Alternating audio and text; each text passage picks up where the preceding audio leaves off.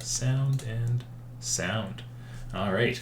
Hello there, good people of the internet, and welcome once again to Bag of Giving. If someone out there could let me know if you can actually hear me, because every once in a while I get this wrong, and I don't want to start rambling too much without folks being able to hear what I'm saying. But I'm assuming I'm all good. Oh, it's working. Excellent. We're nothing but professional here at Bag of Giving.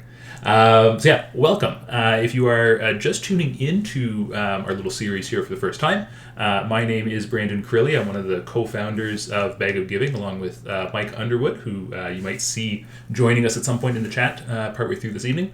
So we're both writers of science fiction and fantasy, and we contrived around this time last year to basically bring together our fellow authors and creatives to play tabletop role-playing games, do some one-shots, explore some worlds, do some collaborative storytelling, to basically have fun with our fellow creative people, because we were like, we need to do that more. And so thankfully we have a place to do that, courtesy of the Arvin Aileron channel here on Twitch. The other thing that we do here for Bag of Giving is we try to raise money for some local charities, which are focused on issues related to things like health justice and housing justice and civil rights. We've got charities through Canada and the United States, which is where myself and Mike are based respectively. We've got some charities from around the world as well. If you go down to our website, bagofgiving.com, you can scope out the charities that we're spotlighting, and if you donate to any of our charities that are listed there, and let us know, you are entered into a prize, you're entered into a giveaway for the prize wall, which is chock full of books and games and story critiques from some of our authors, and all sorts of goodies like t-shirts and whatnot, which is pretty cool. So you can go check that out tonight only, or we might make this a running thing, but tonight specifically.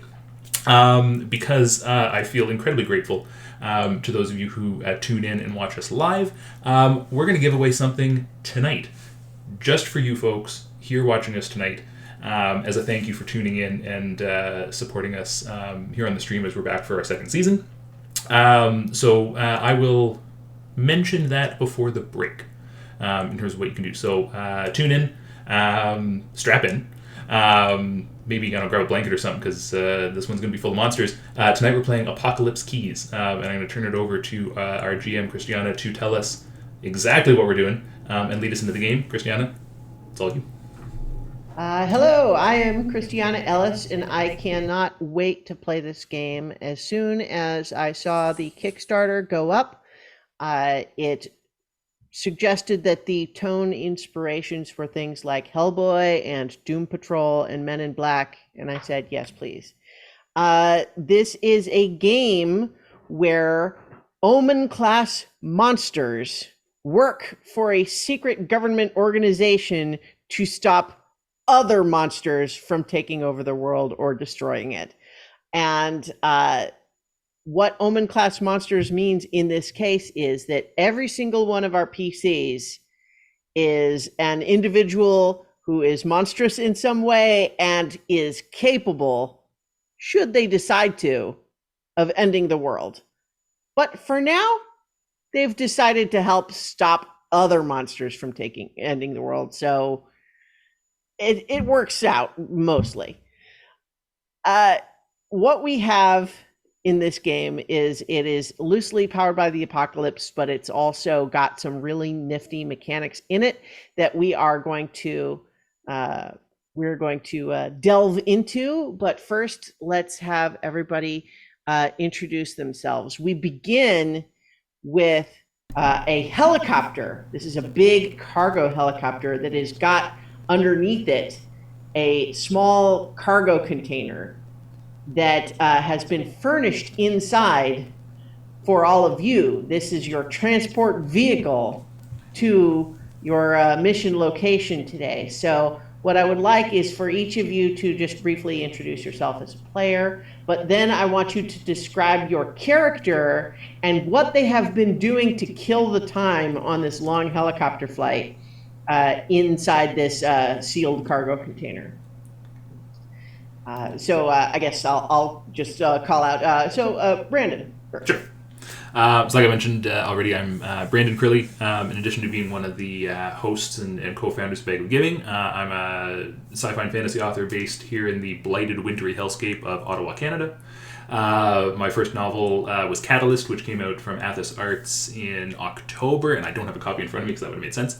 And then I was followed up shortly after with Bestiarium Vocabulum, which is a tiny D6 bestiary from Fat Goblin Games that also came out in October.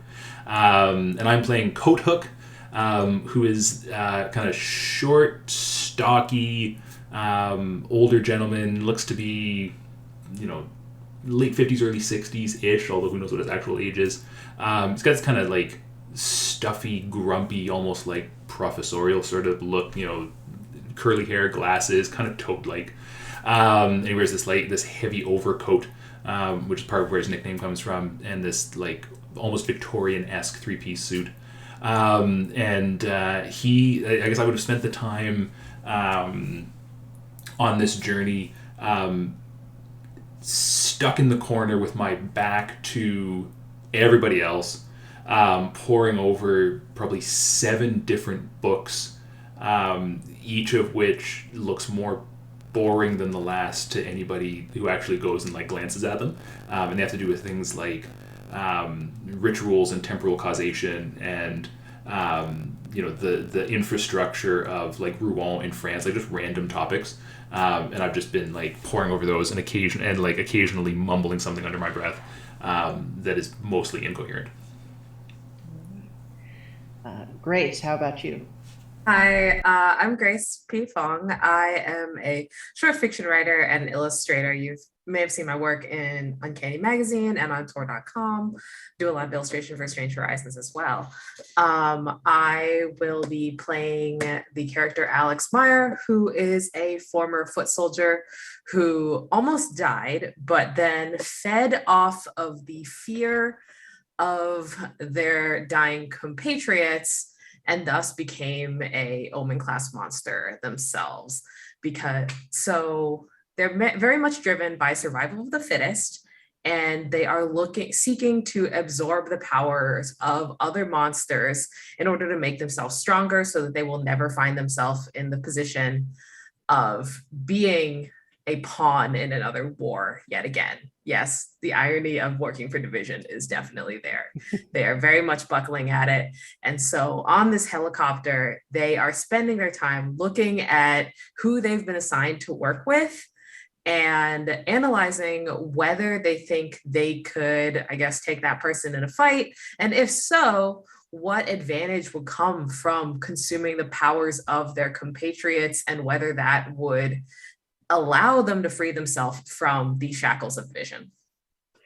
Great. What does Alex Meyer look like for the moment? Oh, for the moment, Alex looks like a tall, gender ambiguous, very lean individual. However, they're wearing a very strange pair of embroidered gloves because when Alex sank into the mire of the mud of the battlefield, the mud was absorbed into their skin and into their body and into their mouths. So if you were to look them in the mouth or in the eye, you would see nothing but darkness.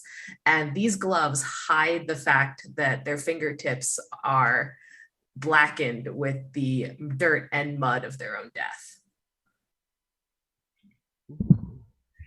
All right. How about AP next? Hi, I'm AP Thayer. I write short form and long form fiction, kind of all genres and genre bending. Tonight I will be playing Mr. Blackwood. That's just the name he's taken for the last several millennia. Some of his companions on the helicopter know his true name. We'll see if that comes out tonight. He is he's tall. He's wearing like a silk white shirt that's open most of the way down. He's got a tailored vest on, and he has his sleeves rolled up very meticulously, covering every inch of visible skin all the way to his jawline are tattoos of very small script. And then within the script, there's like flowing creatures, there's like portraits of some people, there's landscapes, and it just covers his entire body. And as for what he's doing, he's probably just been listening to music this whole time. He's not super happy about who he's in the helicopter with, and he's not super happy about where they're going. But unfortunately, there's nothing else that he can do or will do. So he just goes along for the ride, and we'll see what happens. And last but not least, Emily. All right. My name is Emily Dare. I write short and long form fiction and nonfiction. And today I am playing Project, who is basically a blank slate. The Division found her X number of years ago. And she is sitting in the shipping container. She's not around people, so she has her sunglasses off, and you can see her golden green compound eyes set in the face. That's otherwise unremarkable. Very short, close cropped black hair. Would look like a normal sort of goth girl, except she's wearing an oversized lab coat as well. And she is spending her time staring intently at a hat that she has placed on the other side of the container, and she's trying to pitch cards into unsuccessfully. She's gone through what seems to be 2 whole decks and has not hit once. Wonderful. So all of you have been briefed briefly on your mission, but you don't know much yet. What the briefing you got is as follows. Omen class monsters, monstrous agent trainer Vex and new recruit Mr. Knock have both gone missing. Our psychics have deciphered a distress signal from decommissioned Division Base 0001, where the first door is secured under maximum security protocols. These security measures have been compromised and are now ineffective against Harbinger class monsters. Find Vex and Mr. Knock. If either or both have succumbed to the Harbinger within them, you have direct orders to eliminate them. Find the door of power and contain it before the Harbinger claims ascension. And as the helicopter comes in for a landing and settles down, you feel the thump as the container hits the ground, and the container, which you cannot, has no handles to open the doors from the inside, is opened from the outside by your contact, Angel Gorimel. This individual has long white hair, fancy sunglasses, an unnatural smile. They and they have folded angel-like wings that actually, as they fold, are just towering over their head. And they greet you, nod, and toss and crush a dying cigarette out of their, take it out of their mouth and crush it on the ground, I should say. You see that your current location is on a mountain somewhere. Angel is standing in the snow, and past them, you see that there are 2 massive doors made of layers of bespelled metal, which stand 3 stories high. And those doors are torn wide open, with a path of destruction leading inside. Angel looks at you all and says, "About time." I'm sorry, I didn't realize that our arrival time was up to us, Angel. Well, it's not up to me, is it? Did you at least pack us some tea, given how things look? And I'm just leaning ever so slightly out the door looking at the snow. Well, maybe you can find some in the break room of this decades decommissioned base with the damage to the entrance. Maybe if you check the break room inside, we'll find some leftover bags of Darjeeling or whatever. You know I like Earl Grey. Do Sorry. you expect us to believe that you've been here for a while and you didn't snoop around? I know how bored you get. I'm not going in there by myself. Or are you scared of dying? Well, there's a lot of things, honestly, that I would rather not have happen. Besides, that's, frankly, your job. I'm here to answer more of your questions, and I have some background with some of the people involved. I know some things. I can answer some of your questions, but frankly, you're the ones that are assigned to this duty, not me. So don't put this on me. I see. Well then, I suppose. So you said that Christiana, the doors have clearly been damaged and destroyed, and clearly someone just burst through here. Well, were both of our culprits responsible for this, or is it perhaps simply Mr. Knock? Well, here's the thing. I don't think either Mr. Knock or Vex are succumbing to the Harbinger inside. Or at the very least, I don't think either of them would do it willingly. I have been in communication with them, not since they disappeared, but I had talked to them recently.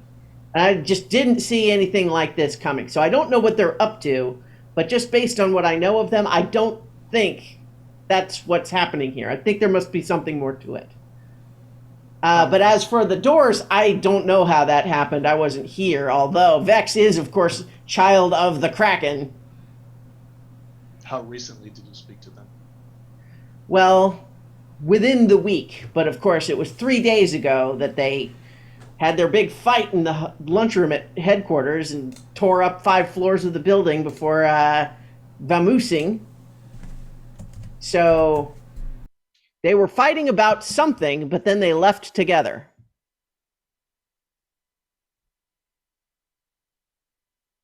We would like to know what you spoke to them about. And did they actually tell you anything, or were they just annoyed by you like we all are? Well, how about we have this conversation walking? And kind of gestures that you should go ahead and go inside. There's, after all, a fair amount of tunnels to get through before we're going to get to any interesting stuff. And so he starts kind of leading you all inside, unless you wanted to stay and study the doors for a bit more first. Yeah, I wouldn't mind giving them a quick once over just to see if there's any sign of any specific sign of what did the damage, if it was just by force or something elemental, that sort of thing. Well, so how do you think that Coat Hook would go about doing that? That's a good question. I think very systematically, starting at kind of the bottom left corner of the doors, in a combination of simple visual observation, and I think sniffing for anything like burn residue or so forth, and probably even goes so far pokes the doors and may even if he finds anything interesting, quick lick of the door just to see if he we're going all 5 senses. Do you suppose that Coat Hook would make a request of death to help them reconstruct the events? That makes if anyone was determine if anybody was killed around here, absolutely. All right. Well, as the Shade, Coat Hook has a special relationship with capital D, death. And I pull up your... There we go. So what you need to do is when you seek to reconstruct events or learn something valuable in an area...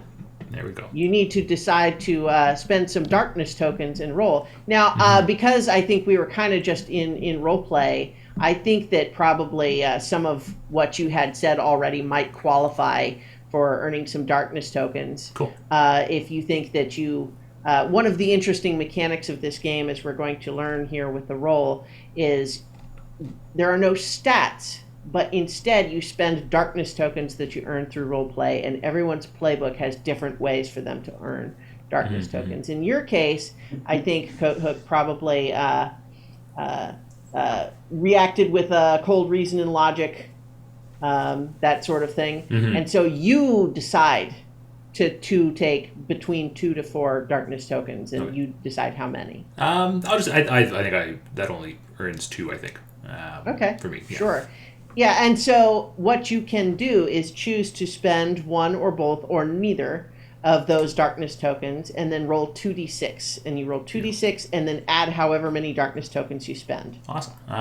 Yeah, I'll spend both of those. Okay. Might as well. And then I don't think I get any other additional bonuses. Yeah, there wouldn't be in Yeah. this case. Not for this. All right, let's do it. Okay, so that is a 6, which is a miss. Now, for your particular move here, sorry, there we go. So on a 7 minus, the laws of the dead and dying are compromised somehow. Shoot. Yeah. So I think what happens is you are used to dealing with death as an entity. Mm-hmm. And death sometimes show up in a more obvious form, but frequently speaks to you just as the whisper of wind, Mm-hmm. the patter of rain. But here on this mountaintop, with looking at this huge door opening into a network of tunnels, you're hearing a whisper of wind that is then actually drowned out by what first seems just like a howling wind through some sort of a tunnel or cave, but then you realize actually is the howling of some terrifying creatures. And soon, before you realize what's happening, creatures begin to pour out of the doors, and these monsters there's human aspects to them, but they look like different pieces of human bodies reassembled in bizarre configurations, and they are howling with pain and rage and crawling out of the door. Angel, who was trying to urge everyone through the door, is first to get swarmed, but there's plenty more for the rest of you. Perfect. And before we proceed, I will just go ahead and say that I had meant to briefly, before we started, point out that this game has some content warnings Oh yeah. for body horror, cruel experimentation, cult behavior, evidence of mental illness from trauma. And those are the content warnings for this specific adventure. And so just as a warning that we're probably going to see some of those things pop up in tonight's adventure. Noted. And not that I'm running away from monsters, but I warned Christiana, I got to run down to my kitchen for just a second. I'll be right back. Well, so I'm sure everything will be fine. Coathook, briefly stunned by the sudden appearance of these monsters, Angel swarmed by them. What are the rest of you doing? Alex is hype. Yeah. Hey, you know what we like to do best. Mm-hmm. So Alex is going to grab the monster that is on top of Goramel and throw it to the ground. Attempt to throw it to the ground. Okay. Yeah. Yes, because even though Alex does not like Goramel, Alex would rather eat Goramel themselves rather than let some rando death creature eat them. Sure. Yeah. So this sounds like you are going to unleash the dark. Yes. So as with Coathook, we kind of ended up jumping right into this. So do you feel like you had done anything to earn you some darkness tokens yet? I feel like I might have 1 or 2 from insulting Goramel, who is technically my boss. React with pettiness. Yeah. So you generally wouldn't take 1. You choose between 2 and 4. Right. So I'll take 2 for that, and I'm going to spend them right now because I like to. But yes, this is me unleashing the dark using my weapons of blood weapons of mud and bone to incapacitate the monsters that are swarming Goramel. Sure. So let's see that roll. Oof. Okay. Wow. Well, so it looks like the 2 darkness tokens you tried to add didn't get added. Oh. However, the result, even with them, would only be a 5. So on a 7-, you have greatly underestimated them.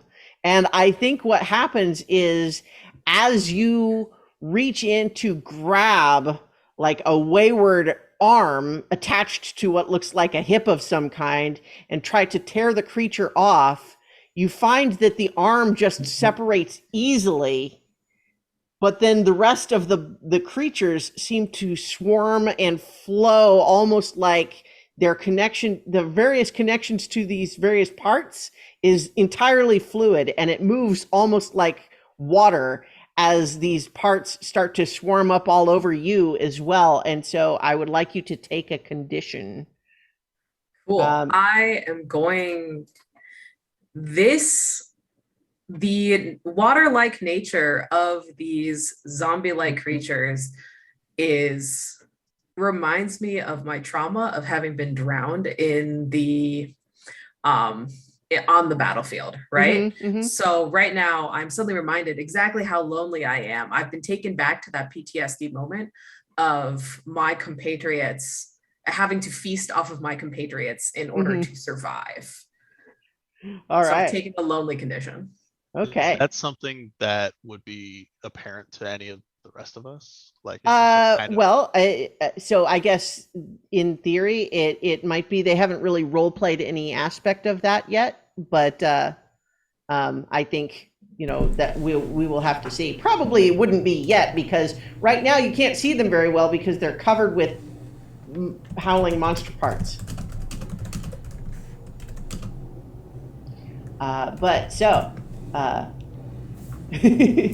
As you are, we have Mr. Blackwood and Project both waiting to enter the fray here.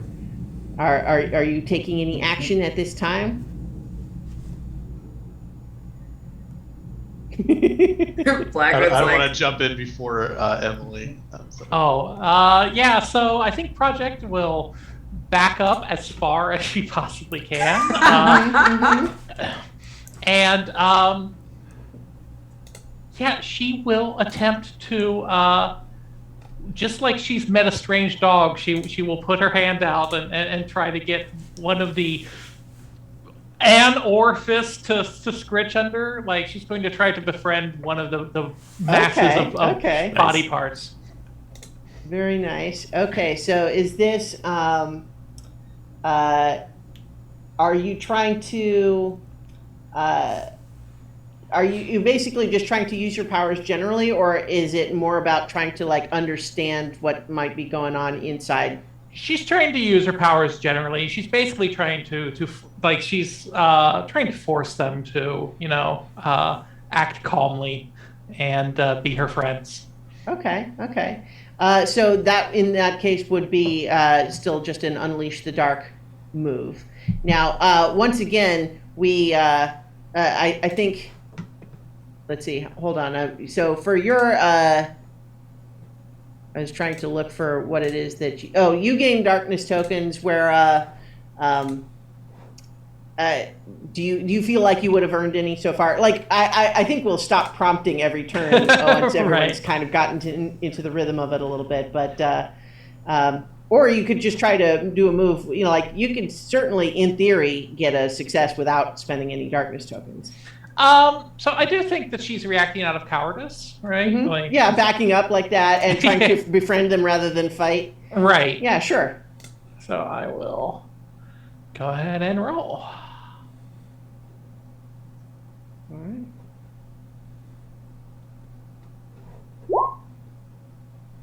Okay, so you ended up. This is an exciting mechanic. It's our first appearance of it. Also, just one brief note. I looked, Coathook, for your first move. It looks like for that 6 that your darkness tokens actually didn't get added. Oh, when you did the roll. And so we're not going to retcon what happened, but I think you still have those tokens. Perfect. Okay, I think I had forgotten to add them to my my sheet. That's probably why. Sure, no problem. But so here's the thing with Omen class monsters, everybody, is that in a normal Powered by the Apocalypse game, you want the result of your roll to be as high as possible. But in this case, these monsters are all so powerful that they occasionally have to rein themselves in a little bit. So you're normally looking for the sweet spot in the middle. But when you get a 10 plus, such as this result of 12, it is what's known as a disastrous success. And so on a disastrous success for Unleash the Dark, your control falters and you go too far. You're going to choose one from the list on that move. I can read it to you if you don't have it up in front of you, but there's going to be an unintended consequence. All right, so from the list, I think that by trying to befriend them, she's basically trying to avoid harm, right? Okay. Avoid reprisals, harm, or cost. But in regards to what the extra is, I am not sure. Okay, so in this case, I think what happens is they do start to crowd around you, and they are, unlike what they're doing to Coathook or to Angel and to Alex right now, they begin to cluster around you and begin to swarm over you, but rather than attempting to tear you to pieces, they are like holding you close, and they're starting to wrap around you, and they are starting to swarm around you and like encase you in a bubble of their weird material. And you are not physically harmed inside. However, I will leave it to you to decide how you feel about these strange flesh monsters wrapping you up in a big ball like fleshy bubble tape, or bubble wrap. She's not excited about it. I wouldn't have said that it seemed like the right thing. And so you're not harmed at this time, but you're in a tight spot, so to speak. What are you up to, Mr. Blackwood? So I can't help but have noticed Alex, get all gung-ho about fighting and doing the usual, violence over everything. And immediately gets swarmed as well. So now I see Angel is swarmed, I see Alex swarmed, and I can't stop myself from goading the two of them and making them, so, you're a fallen angel, you've been trained to battle in the armies of heaven, and you're taken low by these flesh creatures, and you of the mud of battle are taken down as well. I thought that you would be able to handle this. Call me when you've cleaned this up, and I'm going to go back into the container and hang out.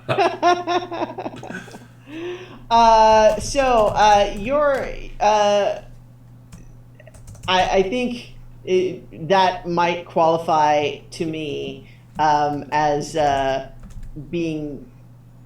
I don't know. Do you think that you are perhaps torn between at the moment, or I was are you trying to get them to doubt their future? Okay, sure. There you go. I think that's fair. So go. You are leaving them uncertain as to whether or not they are going to survive this because you are choosing not to help. So you can certainly take some tokens there. Right. And I think you have some tokens, and you're not otherwise making a move at the moment because I think you have managed to avoid the danger at the moment. I'm going to take 3. Okay, yeah. So, Coathook, things have escalated quite seems rapidly. Angel is like the pile of them that was swarming Angel, and you were seeing the whole little, like, the struggle there. You're definitely seeing the parts flying out of that little cluster are not doing so as vigorously. It seems like Angel is taking some hits here and might not have long. if something isn't done. Meanwhile, they have also just swarmed around Alex, and they're doing something to Project. Yep, this is all horrifying. Does Alex look like that they're holding their own for the moment? Well, for the moment, they're attacking, but they're getting some hits in, and so there's an active combat there, right, for the moment. Then I will, if I can, I kind of pictured Coathook's shadow magic as being often kind of grasping tendrils kind of coming out of the earth and coming out of whatever sources he can find. So I'm gonna concentrate as much as I can and grumble under my breath. The last time I let a division agent die in the field, there was so much paperwork to handle. Let's see if I can avoid that in the future. And I'd like to kind of draw whatever shadows I can to try to pull as many of these flesh golems off of Angel as I can, just to help them get free. Okay, so that looks like a standard Unleash the Dark move. That's what I was hoping. And I will spend... since I have my 2 tokens, I will spend one of mine just to see see if I can get that to work. Yeah. So ideally, you're looking for an 8-10 as the final result. Unfortunately, with a 4, you are not really in that realm of success. Okay. Also, although it's probably not possible now unless you literally spent every single one of your bond points, but everyone should remember that you can adjust your result up or down by 1 in exchange for a bond point, and that can go up or down, and you do that after you roll. But with a 4, I don't think you're getting there. No. So in this case, you also have greatly underestimated them. And I think, to your surprise and alarm, as you begin to try to use your shadow magic to physically pull these creatures away, somehow they manage to grab onto the shadow like it's physical and yank you towards them. Oh, great. I think as I'm being yanked, all you hear from Kodak is, perhaps Mr. Blackwood had the right idea. So I would like you to take a condition as a result of this. Thanks, Christiana. I appreciate that. Sure. I will take conditions. I'll take distracted. Okay. I think that seems the most appropriate. Great. I think that would be distracting. Yeah, a little bit, just a bit. Yeah. So I think at this time, Mr. Blackwood, it's not looking good for your colleagues at the moment right now. I mean, So I was happy to leave most of these people behind, but Coathook and I have been at Division for a while, and I've already seen Coathook die once. So seeing Coathook yanked by his own shadow spells causes me to pause and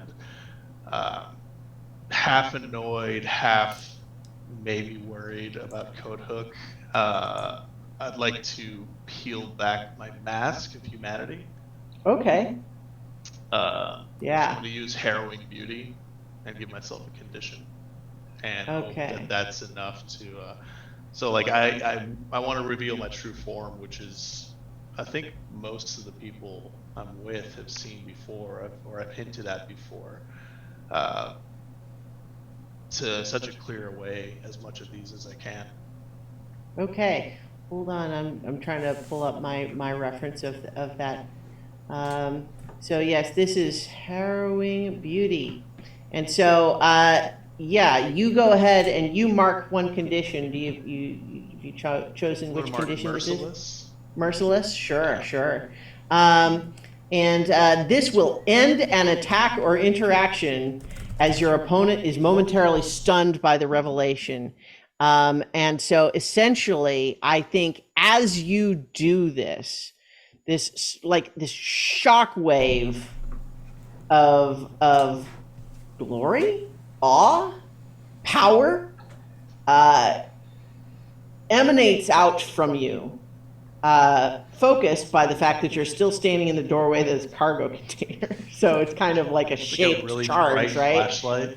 Yes, exactly. And so, as each of these creatures is enveloped by the shockwave, all of them just suddenly fall completely limp. And so, all of you who are swarmed by them you could have just done that sooner.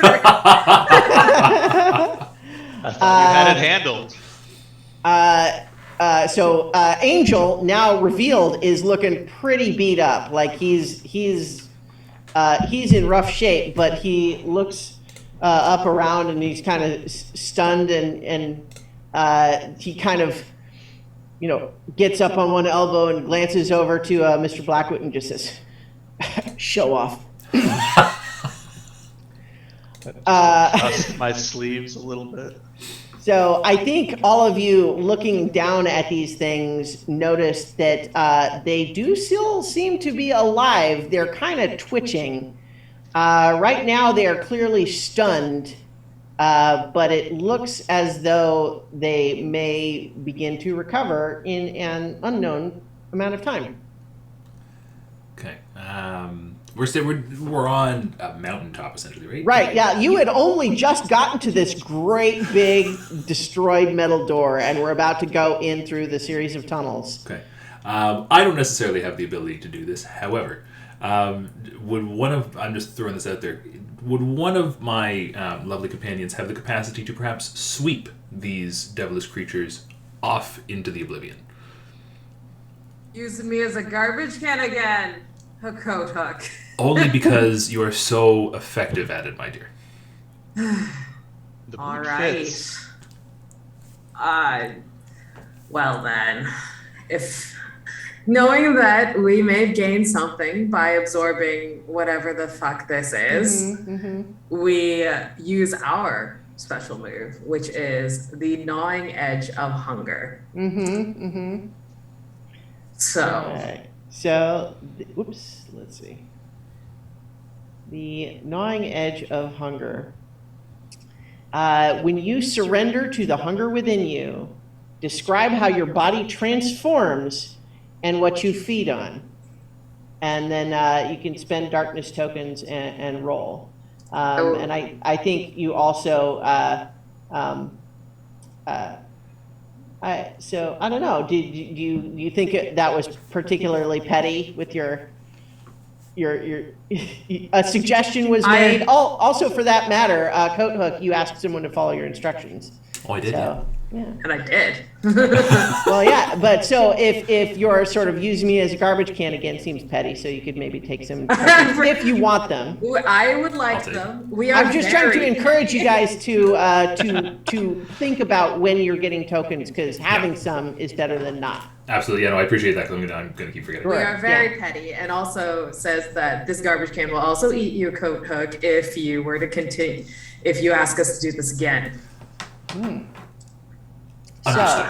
So you're going to choose how many tokens you want to take for being petty, and then you're going to decide how many to spend on your gnawing edge of hunger move. I'm going to take 2 and spend 2. Okay, so what does it look like? How does your body transform in order to try to feed on these things? I take my hand and put it against my jaw and drag my jaw open.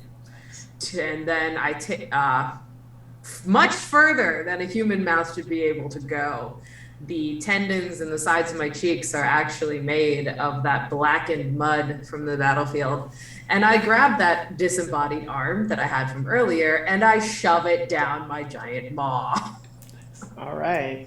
So, it tastes okay. So go ahead and make your roll. Great. Click to roll.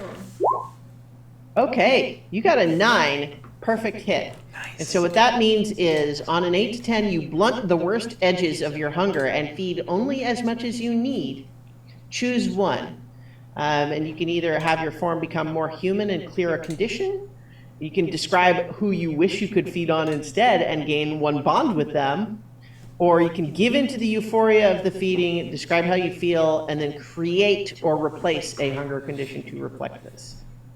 I am going to clear my condition So I take my jaw in my hand and readjust it back to where it used to be.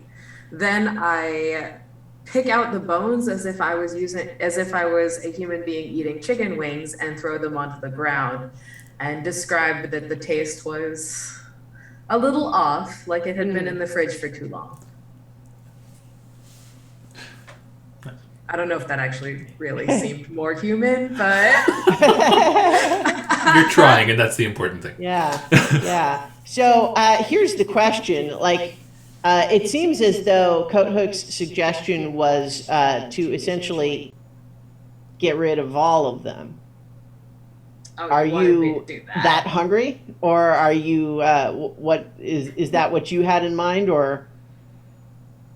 Because you could eat just the one arm, and that would be okay, but it does seem like it leaves the rest.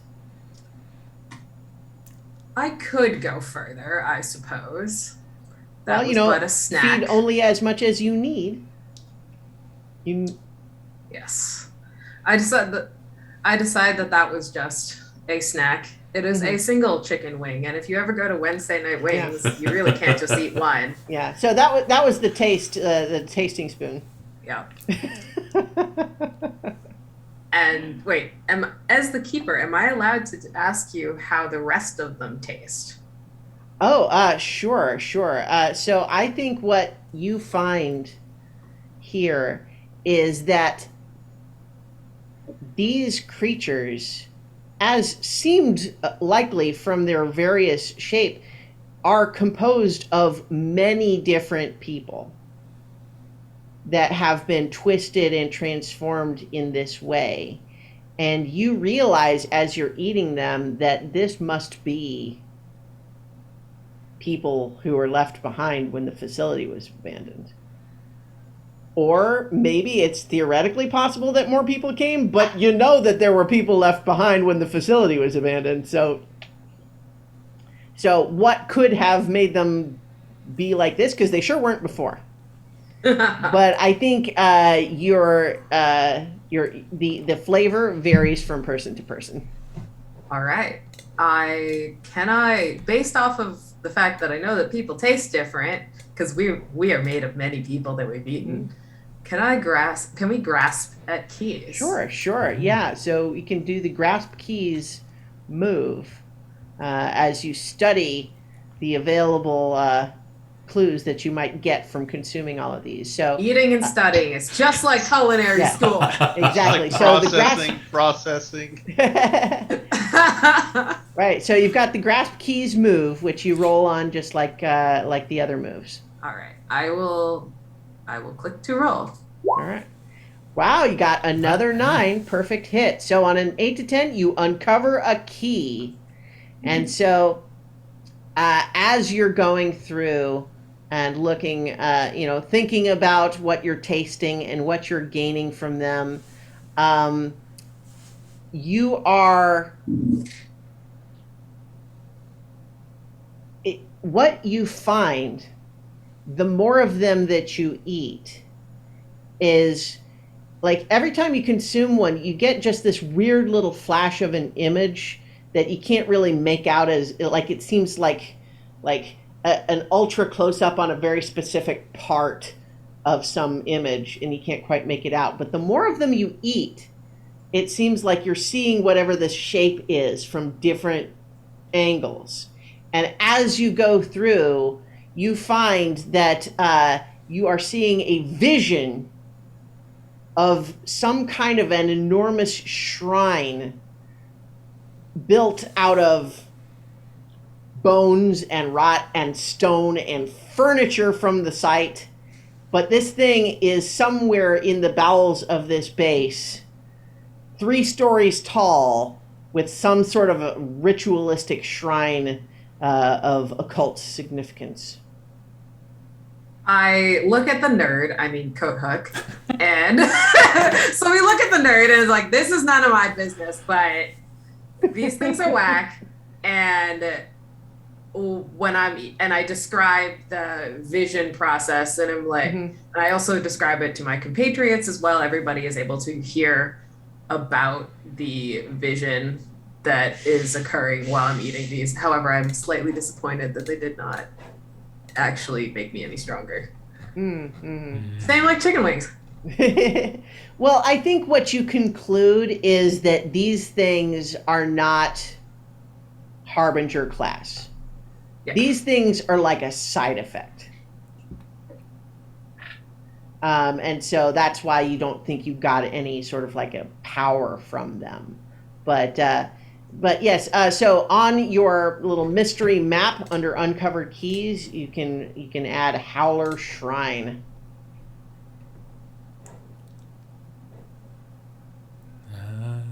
And As you describe it, Angel's like, yeah, I definitely don't think that was part of the original floor plan.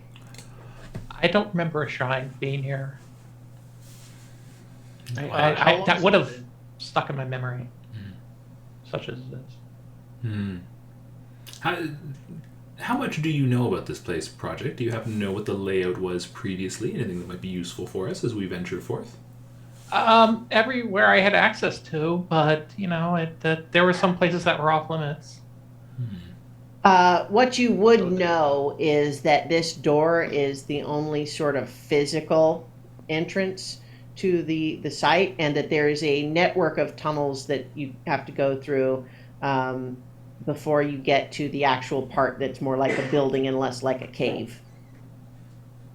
I haven't seen this door from the outside before, but yeah, there's a tunnel structure if you go farther on down, and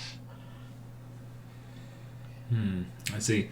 Angel, nerd question. I don't suppose you have a map of the interior that could perhaps supplement what Project is describing, just so that we don't get lost and turned around down there? Well, I mean, I think that, well, first, the answer is no. But second, as soon as you get in the door, you'll see part of why I think the map wasn't necessarily going to come in as handy as you might think. There are huge portions in there that look like they've crumbled away or been destroyed by something, or like, I don't think that a map made back when this place was functional is going to be necessarily that much use now. But by the way, any other questions y'all might have, go ahead and ask them to me right now, because I'm done. This was not, this is your mission. I was supposed to just get you here. You are forever a font of knowledge, Angel. Well, I try. give me those wings of yours, Angel, and then you yourself don't have to go down. You are asking someone to feed you a part of themselves. Yes. Yeah. You take some tokens, and he says, pass. Next time. Yeah, well, we'll see. Come back out of there without the world ending, and we'll talk. Ugh, you and your deals. deals with angels are worse than deals with devils. So, and I mean, before we were so rudely interrupted, I will just, I guess, elaborate that, like, here's the thing. Vex, she always cared about every single recruit, and, like, she cared the most about, like, how many people were being lost, right? And yet, I know that they argued with Mr. Knock about the Ascension Project, which is what, of course, made Mr. Knock into Mr. Knock.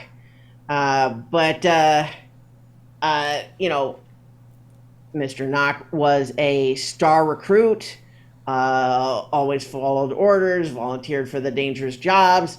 Vex has been a loyal agent for years and years and years.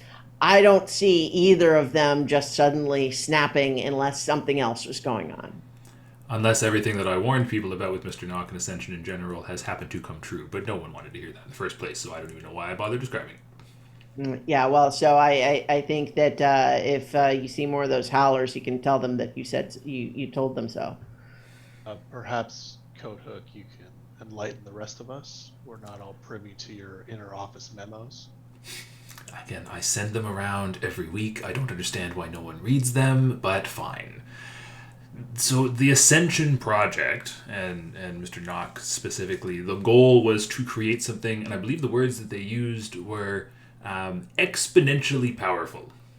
which I'm sure is not dangerous in the slightest to create something that could not possibly have a stop on how powerful it could get. And I may have expressed my opinion on the matter, requested, to be clear, that perhaps even just the creation of Mr. Knock and anything to do with the Ascension Project would be unwise. And they went ahead and forged Mr. Knock anyway, and perhaps here we are. Well, at least you can say I told you so. Oh, I hadn't thought of that. I hadn't thought of that at all. So I'm going to go ahead and make use of the first aid kit in there and then maybe catch some Z's. But ideally, the world won't end while I'm napping. So. Hold it, Gormel. Hmm? Why did you let Vex create Mr. Knock instead of enrolling ourselves into the program? What? You think this was my call? I worked with Vex, and yeah, nobody reads your memos. Well, I didn't so- read them either. I mean, the Ascension Project was not for, individuals like yourself.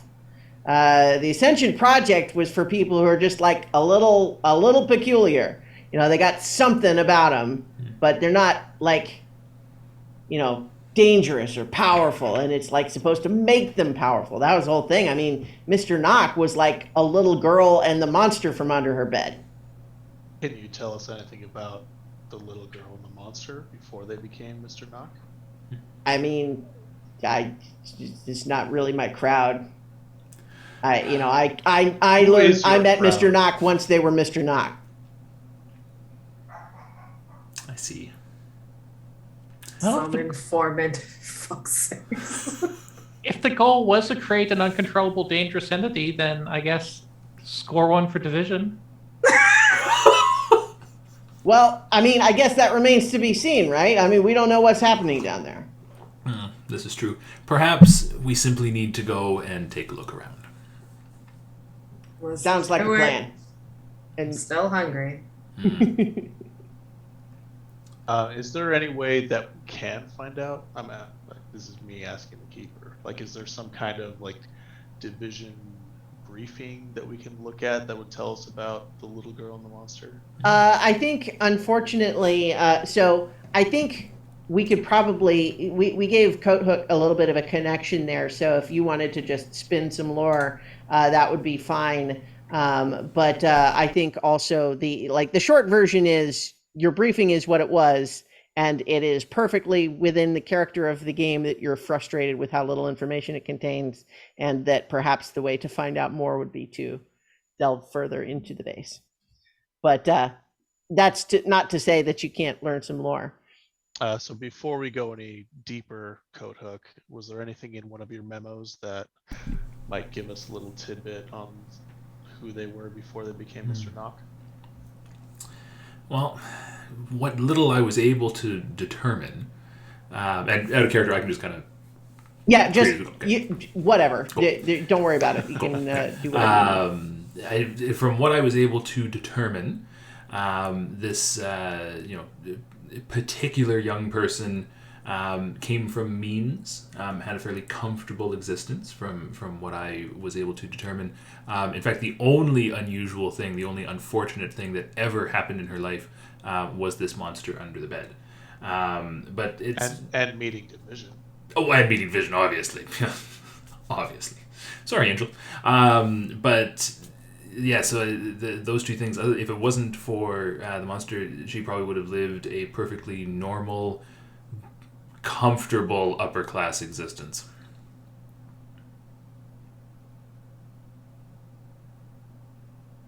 Well, shall we? Let's. All right. Miss So, Blackwood, perhaps you would like to go first. Perhaps you would? Mr. Blackwood, perhaps you would care to lead the way. I'll be right behind you, of course, as always. Oh, I was going to invite our dear project to lead the way since there is some familiarity there. Oh, sure. That's totally what I was planning on doing. All right. I think we've got some rapid fire opportunities for darkness tokens if people feel like they need some.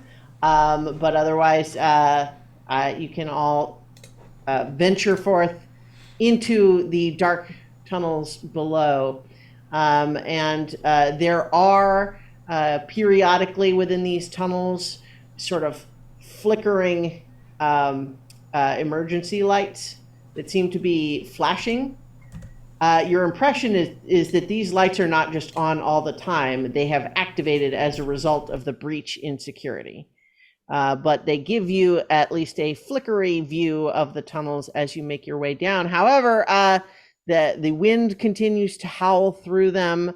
There's a permanent chill that just pervades everything. And you find that these tunnels are occasionally collapsed in various ways, and you'll see that as you're just taking this path along, all of a sudden, instead of the wall of the tunnel, it'll be just this cavernous space out there that just seems to go out into not like a void, but certainly something that you can't see the bottom of. You hear water dripping. Here and there, you'll see what looks like some sort of part of a facility way down below, but you're still following the tunnel as the safe way, unless, of course, you would choose to go another way. But to be sure, this tunnel is the intended method of reaching the facility. And you find here and there, the trail left behind by these howlers.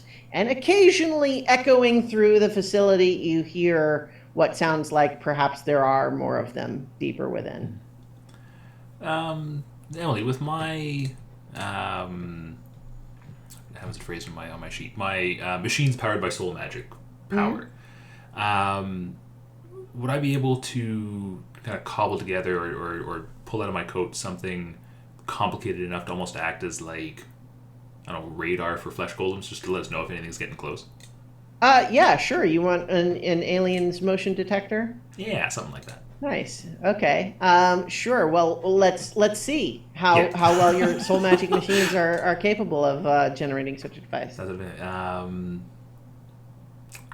what rule is that? Or just want me to describe? That would be an unleash the dark. Unleash the You're dark, using okay. your powers. All right, let's try that. And I will. I'll spend 2 darkness. I took 3 for my horrifying interaction with Alex, and then 2 for even though Mr. Black would ignore me directing them. Okay. So I will spend. Screw it, I'll spend 3. Fine.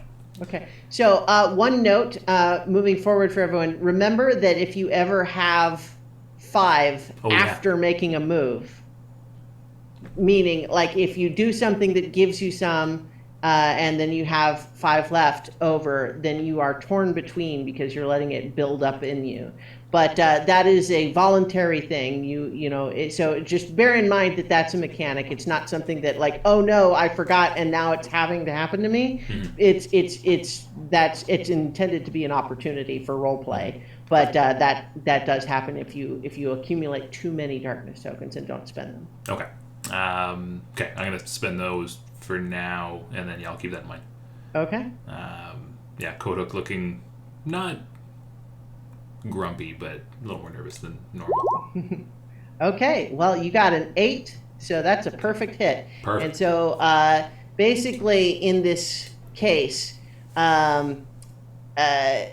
what we're having, this is not the normal list because you're not like in combat exactly with this right now, but what you, I think, have constructed is something that is going to begin beeping if these creatures enter a proximity to you, and the proximity is probably somewhere in the neighborhood of like 50 yards or something like that. Cool.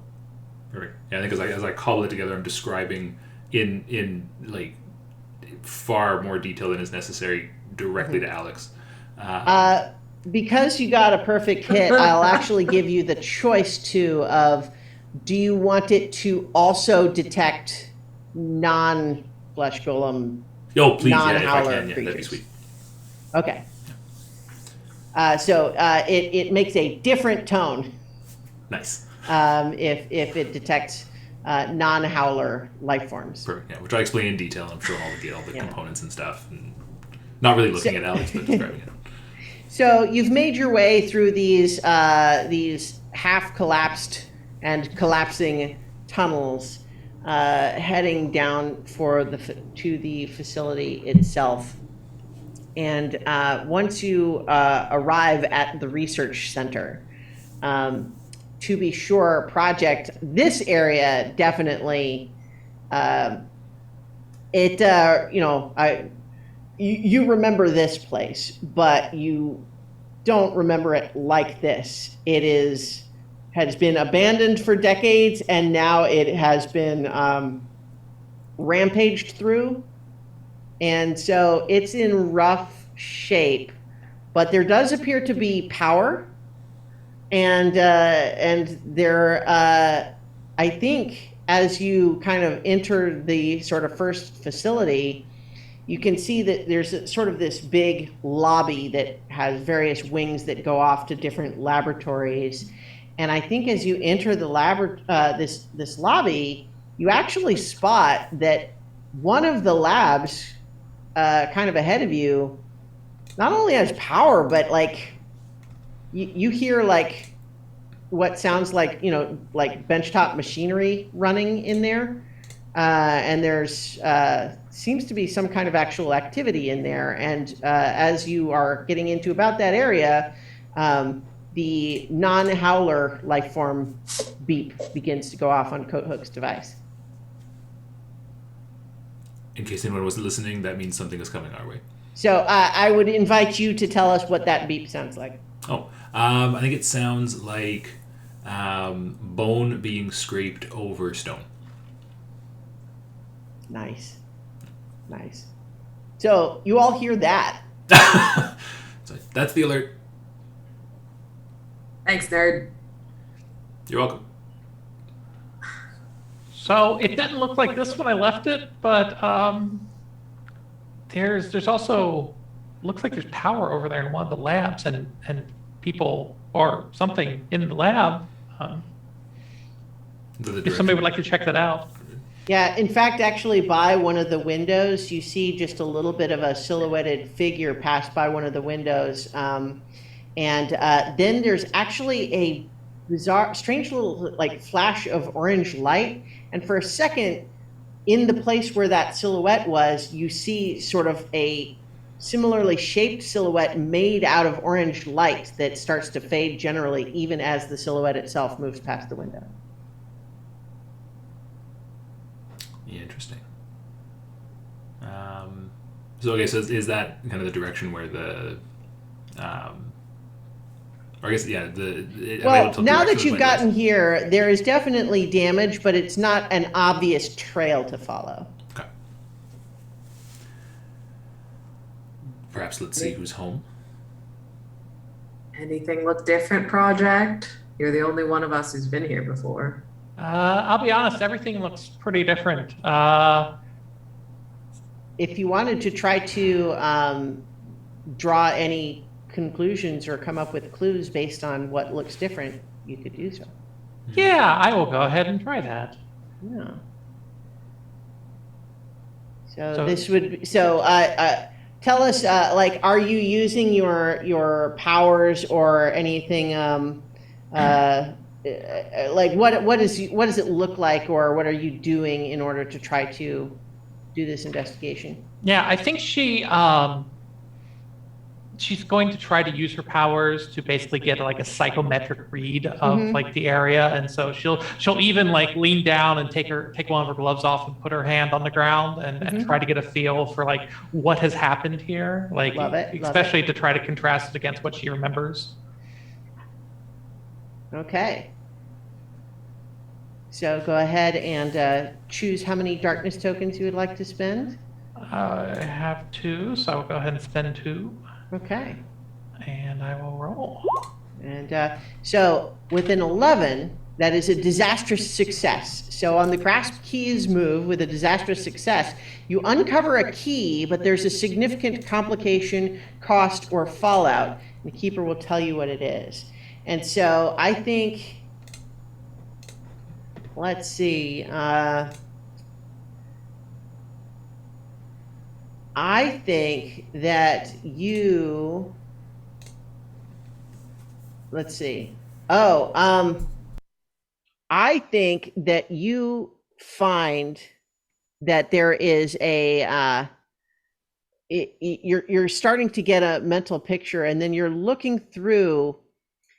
There is a particularly strange, like, pattern of holes and damage to various walls that is not, like, it's a little confusing at first until you kind of look at it from just the right angle, and you realize that a physical object around about the size of like a fire extinguisher, say, has been blasted in a straight line through multiple walls, just crashing through everything. And as you see, a lot of this damage seems to have resulted from this event.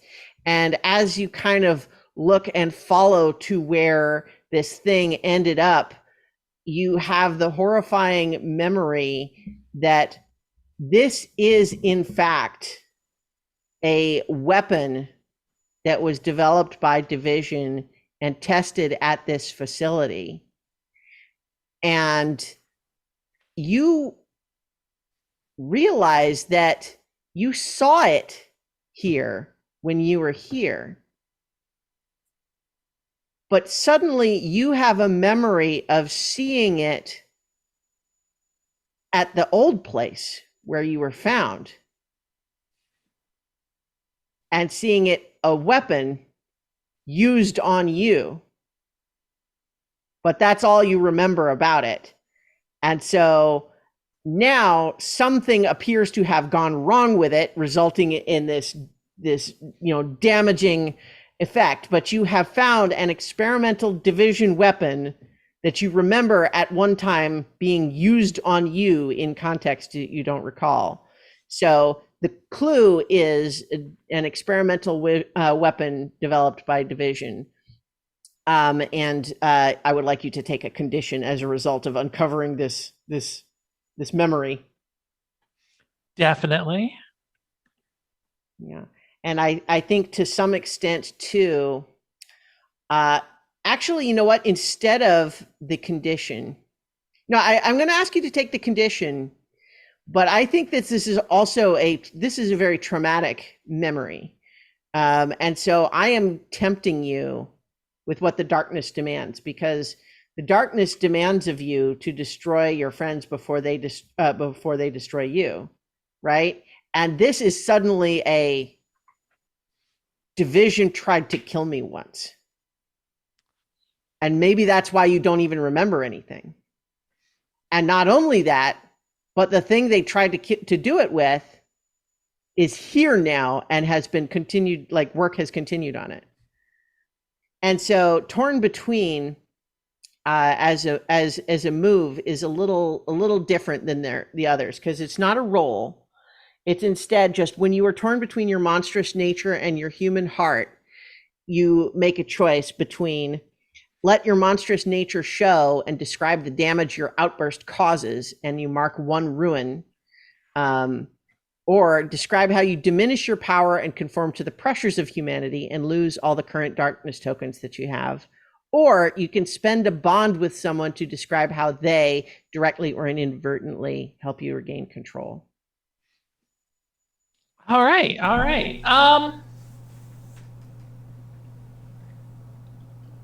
I believe.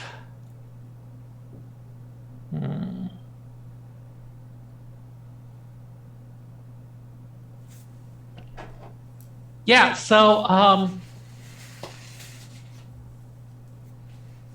I believe I am going to go ahead and lean on a bond. Okay. And spend a bond with somebody, and specifically I'm going to spend a bond with Ellis, because they were there when I was found. And so instead of completely freaking out, she is instead going to ask Meyer, there's a weapon and it's it's the weapon that they had back in the old. You were there when I don't remember you, but you were there when they found me. What is this? Why does Division still have a weapon that they used on me? That's a we good will question. we will take this turn to reveal our heart. Oh, there we go. As you see, we pity we pity Project, who has been like, you know, she's been kept alive, and we think that her desire to befriend monsters is foolish, it's naive. We are all just way past redemption, but that's the whole that's the whole part of being a division. This is my personal weakness, or our personal weakness, is that Division continuously reminds us of our humanity, which Project has just done.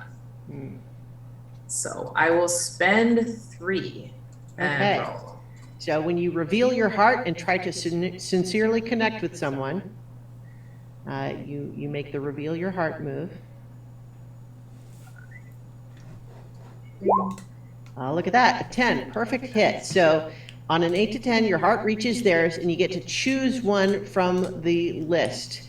Grow closer, gain 1 bond with them. They soothe your heart, you can clear a condition. They taught you something important, and you can mark XP, which isn't going to be very important in a one-shot, but could be an option. Or they gave you hope and clear 1 mark of ruin.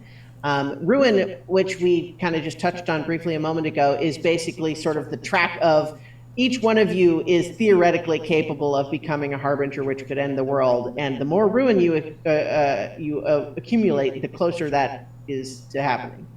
But so you, by making the move, get to choose one of those things.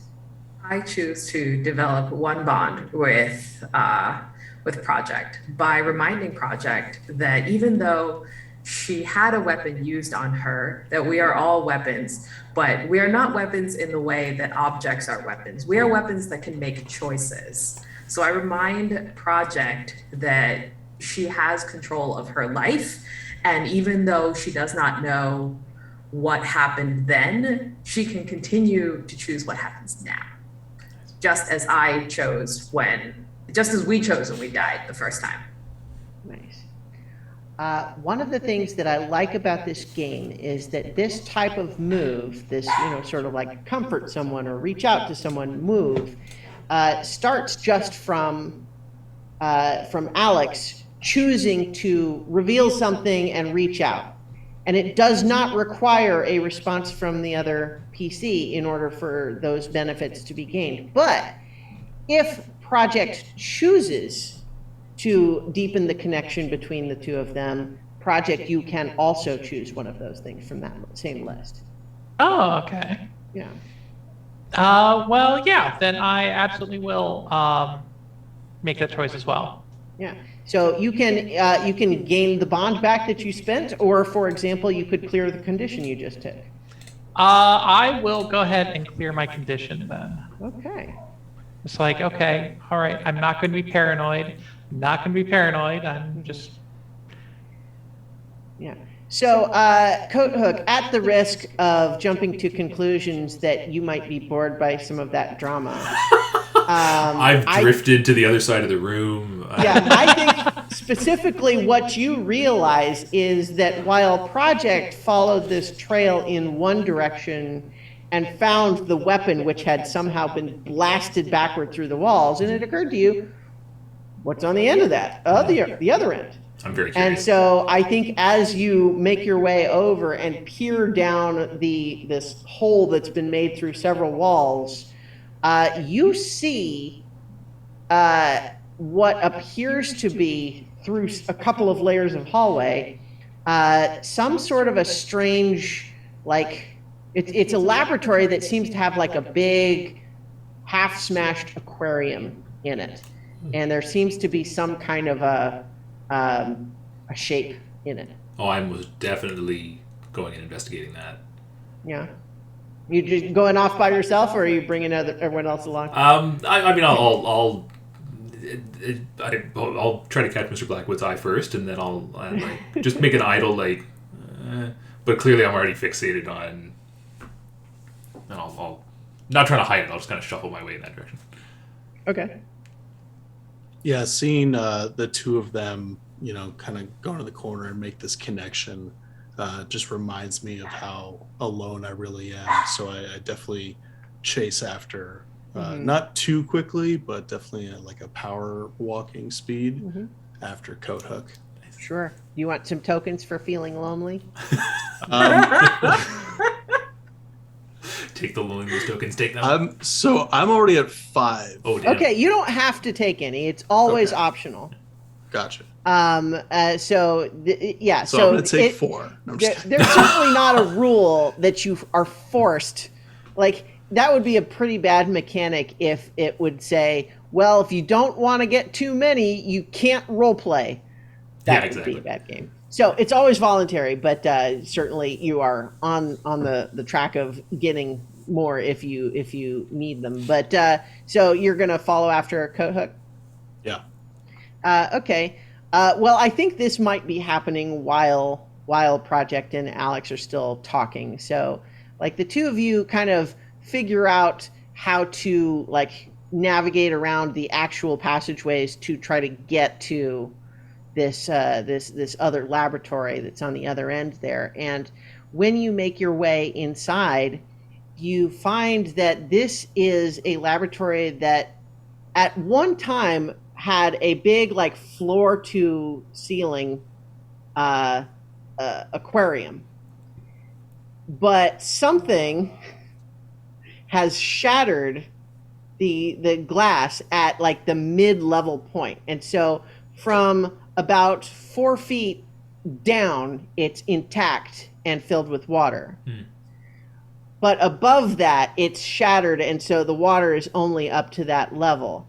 But inside, in a strange sort of like frozen position, like this is a vaguely humanoid shape, but looks like it is somehow stuck in a specific position, and you see what appears to be kind of a vaguely like there's a fishy aspect to their face.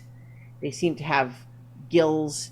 They have sort of bright fuchsia skin, and some like fins on their head, no hair. It's a fish person. Except the other thing that is very obvious to you, as someone who can tell these things, Cohook, is that they are dead.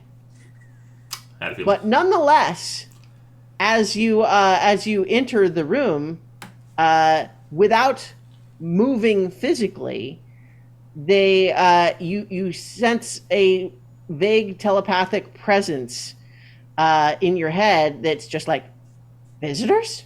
Well, that can't be safe. I'll mention Mr. Blackwood. I feel like we're not alone, and you most certainly are not. Blackwood, please tell me you can hear a voice in your head. Yes, but probably not the one you're referring to right now. Yes, it's me over here. I think you're on the right track, and I understand your concern. And the reason it would be not the most obvious situation. After all, I'm a bit held up at the moment. Not to mention, suffered some traumas. But I am, in fact, here. I can see you, and I am wondering what brings you here, because it does not seem like a terribly safe place to be. Mr. Blackwood, it's just Coat Hook that hears us, right? No, you both hear it. Okay, good. Oh, okay. Yeah, you both hear it. Sorry. Yeah. That's encouraging. Yeah. Mr. Blackwood, I think the dead fish person is speaking to us. Certainly appears that way. I'll shuffle closer. I'll take a few steps back. Nice. Am I correct that I'm hearing from you, not quite dead fish person? Yes, although certainly I feel like I'm in an anomalous state, I am fairly certain that I am dead, at least in the conventional sense. Oh, I see. Am I speaking to the spirit of the deceased fish person? If so, that's very exciting. This was never my expertise, but that would be my general conclusion. My name is Abraham, Abraham Aquatica. I resided at this facility for some time. I have suffered a bit of an incident, as you may have been able to see. But in the meantime, I have just made the best of my current circumstances. The professor comes in to check on me, and I try to help maintain their sanity in whatever way I can. And I ask again, what brings you here? Well, We're friends of the professor's. nice. Are you? Ah, well, that's splendid. I have to confess that I'm surprised. She has not spoken of you. Yes, well, she wanted us to check on you because she has been unable to visit you in a while. Is that correct? Isn't that correct? Well, it has been a few days, but that's typical. I mean, she tries to remember, but she's got issues of her own that make it difficult. Yes, of course, her issues. Yes, I mean that's why she sent us. She's been very busy with, the things she's working on and her issues and etc. Meanwhile, we have Alex and Project still out in this lobby having had their conversation where Coathook and Mr. Blackwood have vamoosed off somewhere. Up to you, I guess, to decide if you even really noticed them leaving. But I think as you are kind of finishing up your conversation, you hear a voice just saying, "Oh, hello. I don't know what occasions this pleasant surprise. Is this an inspection?" And as you look over, you see this is Project. You know this person.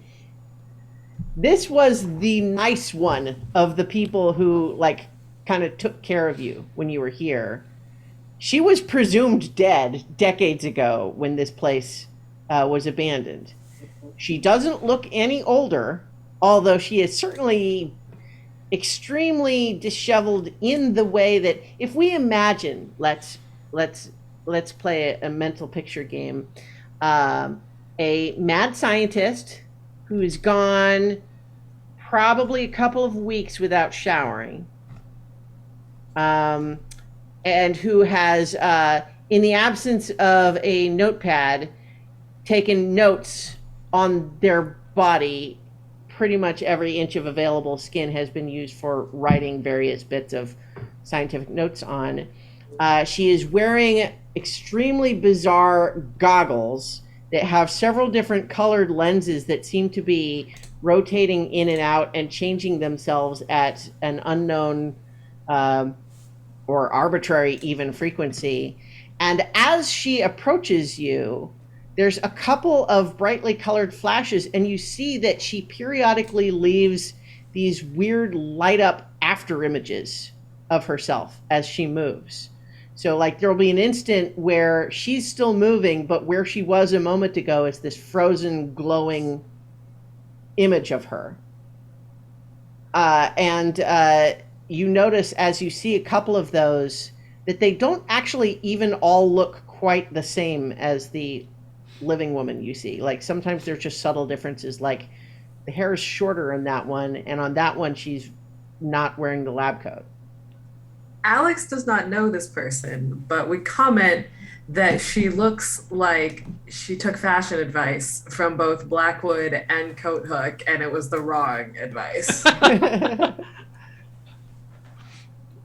I'm not sure they could manage the right advice. So as this woman comes in, she's she's talking a mile a minute. It's like, oh, well, I wasn't ready for an inspection, but of course I'm glad to have attention paid to my work after all these years. I mean, it's been a little quiet lately, but I like quiet when project. Do I know her name? Like, she just goes by the professor. okay, just making sure. Mhm. Professor. It's been a while, hasn't it? It has definitely been a while. I didn't know you were here. Well, I mean, I have work to do. Of course, I'm here. Sure. I'm just so surprised to see you. And your time issue. Is that new? Oh, you see those too? Yes. I see those. Oh, fascinating. Let's see. She starts writing on like some blank spot of her arm. It's like others can see them. She will make introductions. It's Meyer. This is the professor, Professor Meyer. Oh. We're here to make sure everything is okay here.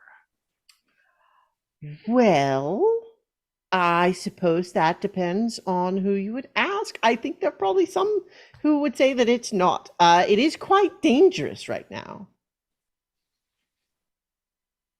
We were attacked by some piles of things a little earlier. that would be that would be the danger. I don't know where they came from. That's all the danger? That's it? Well, I mean, there's we work at division. There's always more danger. But that is what I was referring to. But yes, I mean, it's a pleasure to meet you. I am, what was I doing? I was in the middle of something when I saw you, and I just had to come over and say hello. Did I remember to change Abraham's water today? I don't know. Maybe we should go check. I did. So he's fine. Shall I show you my experiments? Sure. And so she leads you back off to this other lab where she had been working. And so back to Coathook and Mr. Blackwood, you are having this conversation with Abraham, and if you would like, you can do the grasp keys move, and then we can role play how that plays out. Mr. Blackwood, do you want to take that? Do you want me to? Sure. I got to spend some of these darkness tokens. I was thinking that, yeah. Yeah. So it could be that you are attempting to search for clues by having the conversation, but it could also be that Mr. Blackwood isn't having the conversation, is looking for clues some other way. It can be whatever you want. So how is it that you are looking for a clue in this situation? I think more the latter. I think probably now that I've kind of fed Abraham the lie and Coathook, I'm going to let Coathook do his investigations with him or with the creature while I look around and see if I can spot anything. And I'm going to spend 3 tokens. Okay.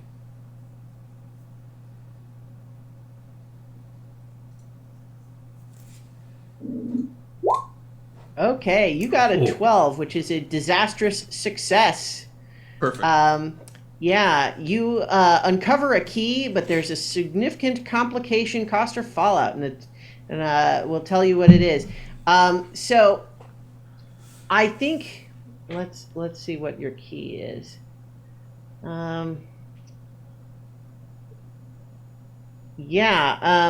You find that off in the corner of this room, there is one of those old AV carts that you might have had at school, where it's a cart with a TV on it and like a VHS VCR on a shelf below it. And it's clearly been set up so that like Abraham can watch movies or something.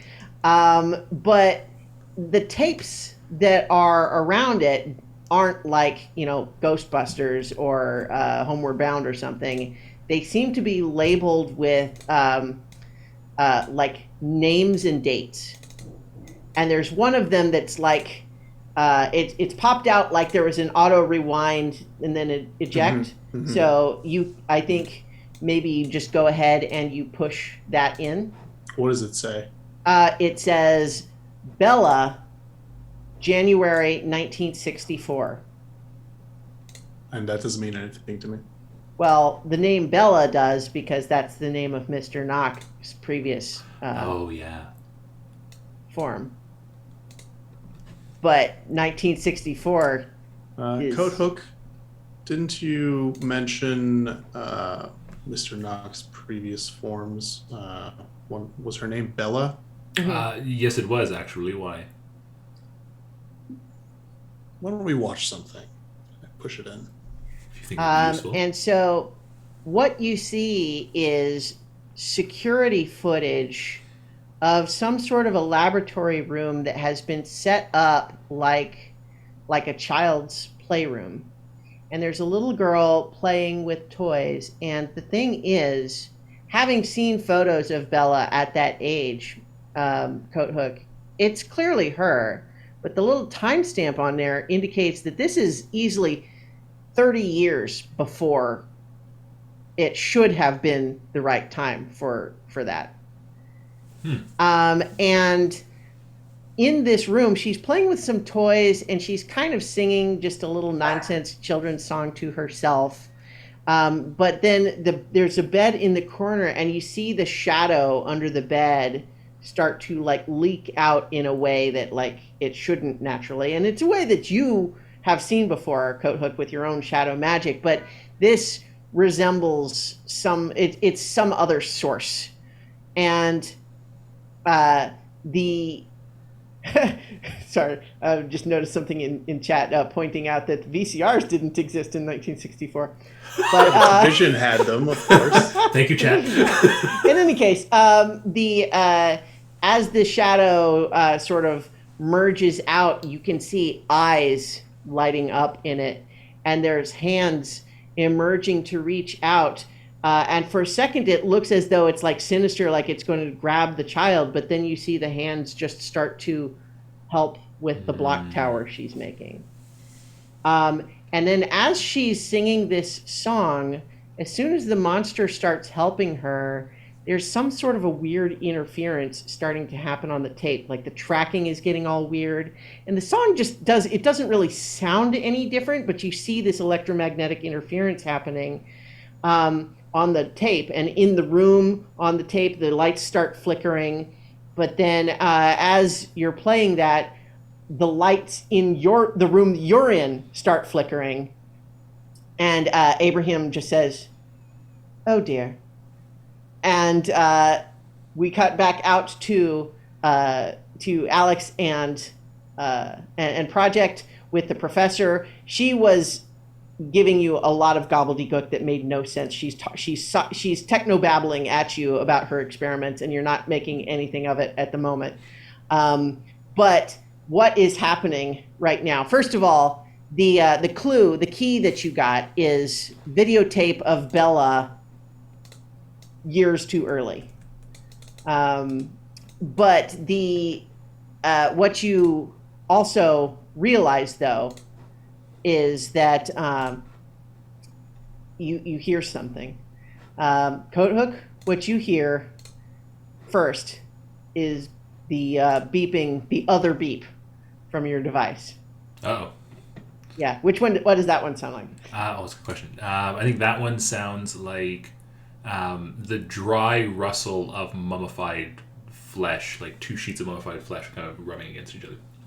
Okay. By the other sound, do you mean the howler sound or yes, the non-howler the howler sound? sound? Okay. And so, Coat Hook and Mr. Blackwood hear that.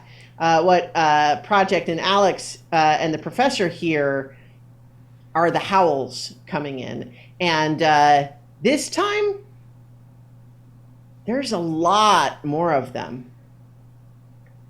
This sounds like a stampede.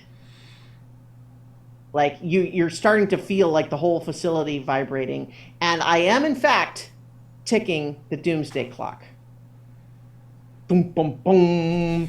And so You have some keys, but it is clear right now where you are, for both pairs, that there are more of these howlers coming, and there are, if you were fighting dozens before, now there are hundreds or perhaps more. So you gonna do something about it, or? That's not good. Let's start with Alex and Project. As you start to hear that, the professor says, "Well, okay. So what I usually do when this happens is I have a little cubby that I've made for myself in one of the flammable liquids cabinets, but it's really only big enough for me. So I don't know if you have thoughts." Well, if we beat him once, we could do it again. Classic Alex logic. Does Mr. Blackwood hear that from down the hall? Yeah, I think you probably could. What's this we talk? So, quick question. We are certainly at a sort of a natural halfway point. Do we want to try to take a quick break, or? Stretch your legs by a quick bio break. Cool. All right. Cool. So you folks can jump off. I'm just going to talk to the chat really quickly. So like I said, we are, in addition to raising money for our spotlight charities and stuff, here at BoG of Giving, as a thank you to those of you who are watching, because I know we got regular folks tuning in every month when we do one of these games, and it's very much appreciated. So I want to give away something from the prize wall to you folks watching us right now. So if you go on our website, we've got this prize wall full of stuff, like prize packs of books by some of our players, and games, and I think there's t-shirts in there, stuff that's been donated by people who are playing right now and so forth. There's all sorts of stuff in there, and I want to give it away to anybody who is interested in the chat tonight. So we're going to keep this super simple. If you would like to be entered into our draw, I would like you to type into the chat just the word keys. Keys. That's probably backwards. But keys. So all caps, keys in the chat. I will see that, and then we'll do a draw at the end of the game, and whoever wins can pick basically whatever they want off of the prize wall. So yeah, I see some coming in already. That's perfect. Thank you very much. I'll in case anybody jumped out for the break, I will mention it again once we're back playing. Yeah, thanks again for watching, and we'll see you back here in a few minutes.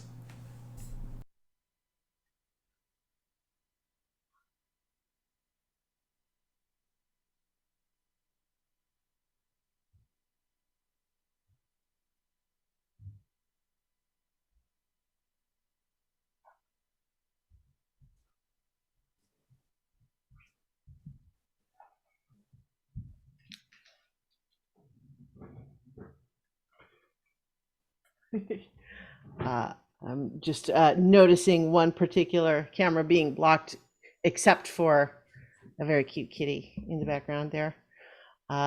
So just jumping in as folks start coming back. I like this game. I think one of the coolest things about it is building in mechanics to support a narrative of a powerful monster trying to do something, doing it too much and getting out of control, but then using their connections to someone they care about to rein them back in.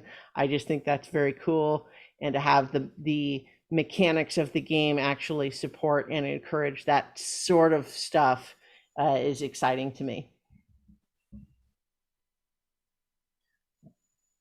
All right, so so yeah, as I said at the beginning of the stream, as soon as I heard about this game, I just knew that. Yeah, that's very much my jam. I wanna run that game.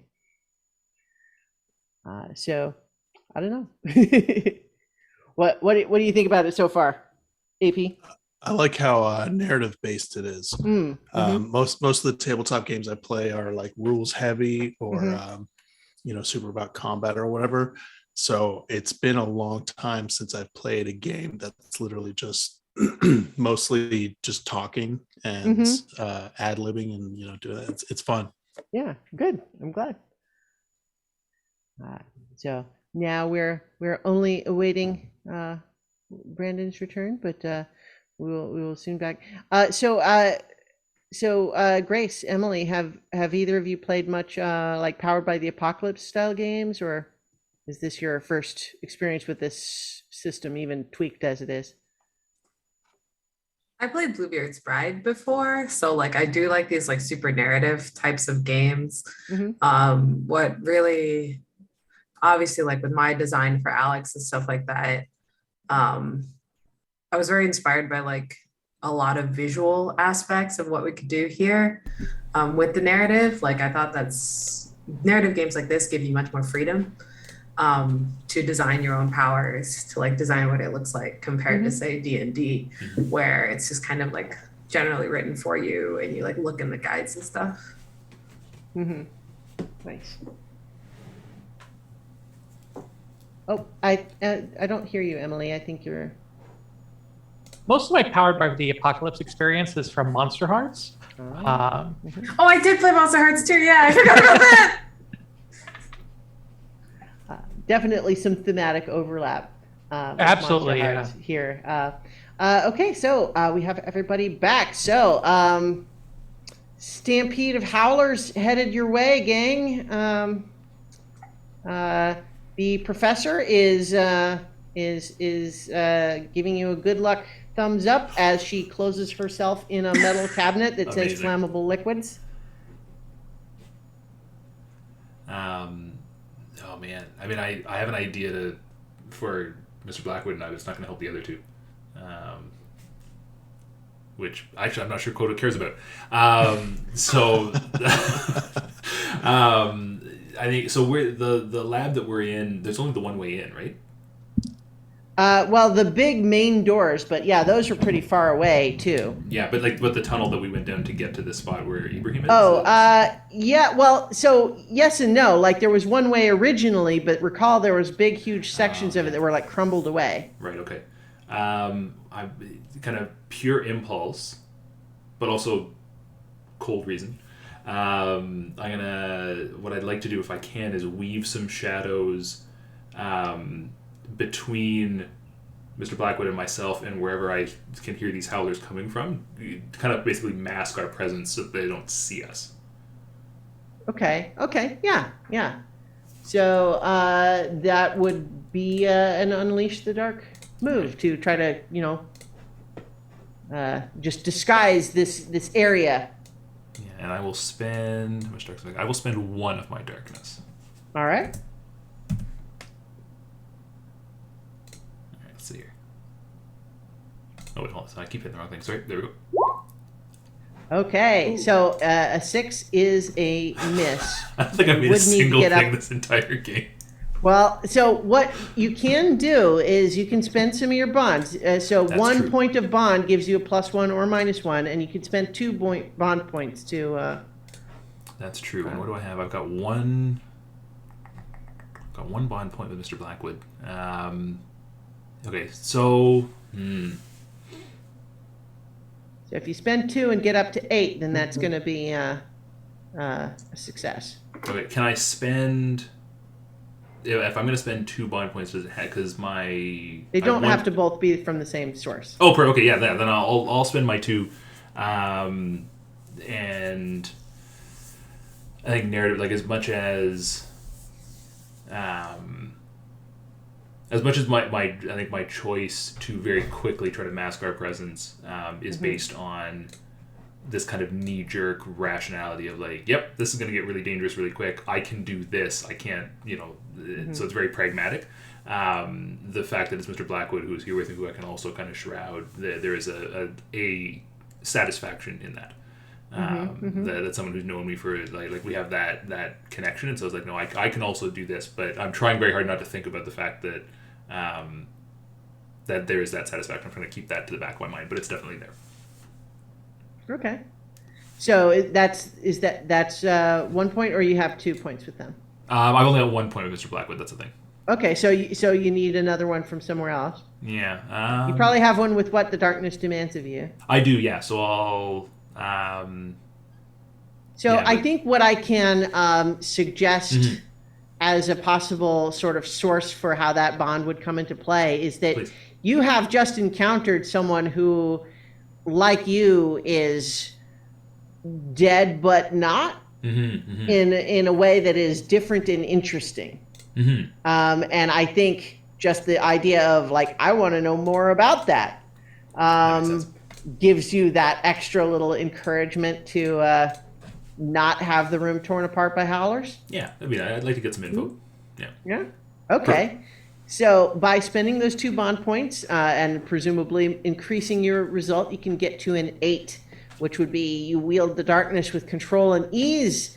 So you're choosing 2 of, get past their defenses and inflict a condition, get what you want from them, avoid reprisals, harm, or cost, gain the upper hand for now, expose a weakness or flaw, or confuse them for some time. You get 2. Nice. I think we'll confuse them for some time and. Sorry, read me off the first couple again. Avoid the reprisals, harm, or cost seems like the most absolutely logical. Yeah. So confuse them for some time, gain and avoid reprisals, harm, or cost. So you gradually do hear kind of a rampage happening past in the hallway, but as you can tell through this shadowy disguise that you've created, that they seem to be utterly unaware that they are passing by anything really. They pay no attention at all, and you get the impression that to the extent that they are conscious specifically, they seem to believe they checked this area and found nothing. Perfect. Nice. So meanwhile, Project and Alex, you're hearing like a rampaging crowd of flesh monsters headed your way. So they have not arrived yet. Not yet. They're going to be here any second. Project, you know this place. Any bright ideas? Can I think of a place that might be secure? I'm guessing no, but I figured I would check. Well, so how about this? The only place you can think of is your old cell,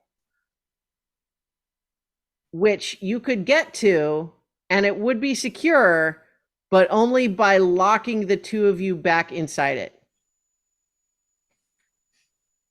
So I would basically give you something that will work to solve this problem, but you'll have to take a condition because of the nature of what it is. Oh. Alex is also rolling up their sleeves because this is how they deal with problems, just in case.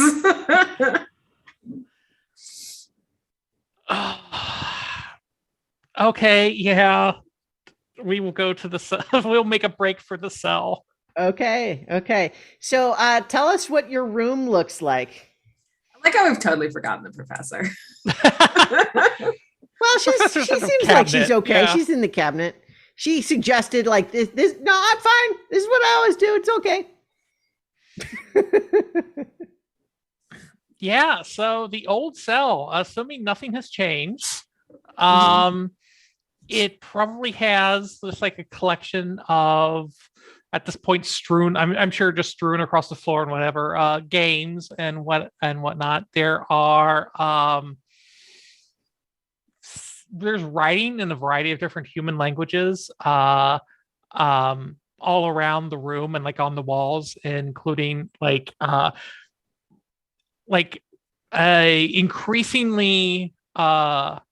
increasingly better penmanship, as though she was teaching herself how to write on the walls of her room. And like there are parts where it says "My name is Project," and like she tries out different, like, my name is Gascard, is Roupier, like it's like scratched through that. It's like no, my name is Project, and it gets better and better. So there's like scratched out writing on the walls. There's games on the floor. There's like a mattress in the corner that's been there for decades. There's scratches on the door. Weirdly, there are scratches on both sides of the door. So at some point, somebody tried to scratch their way in. Well, so if I may offer or a detail, oh please, I think the door could be locked from either side, like separate locks. Okay. So they could lock you in, but you could also like lock yourself in and lock them out. Okay. Then that works. That's better. Then yeah. That was them attempting to let you feel like you had a measure of control instead of being a prisoner.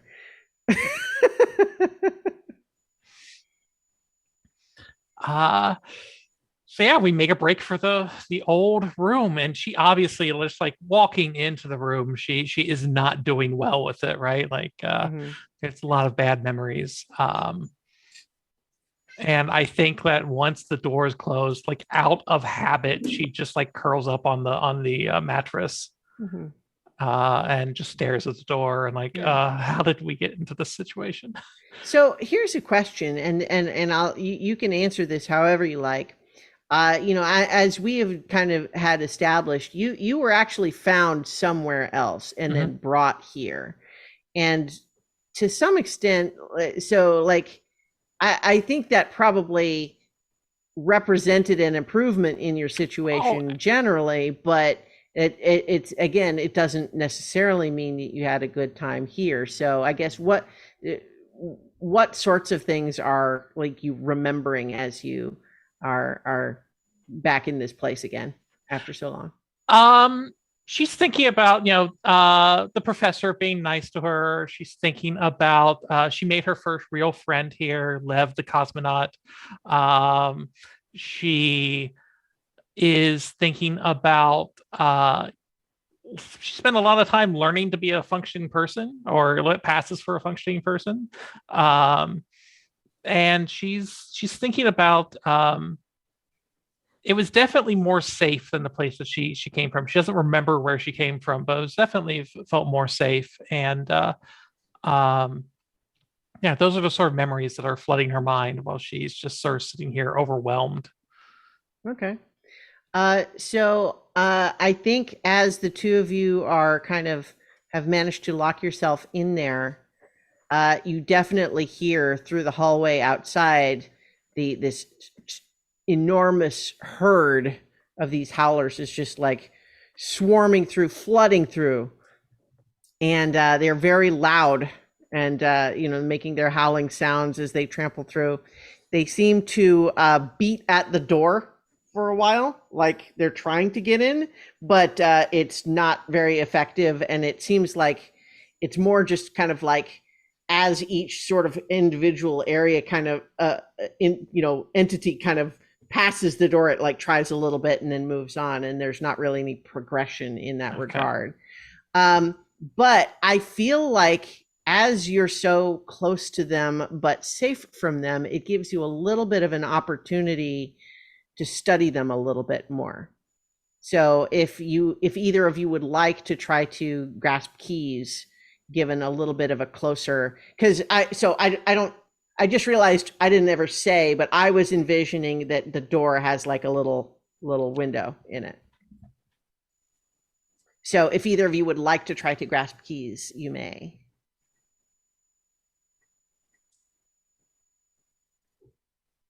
I mean, you don't have to. I'm just saying it would be an opportunity to do so if you like.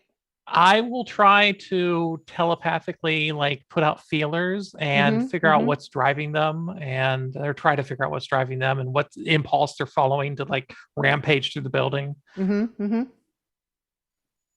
right, so I will spend 1 token. Okay.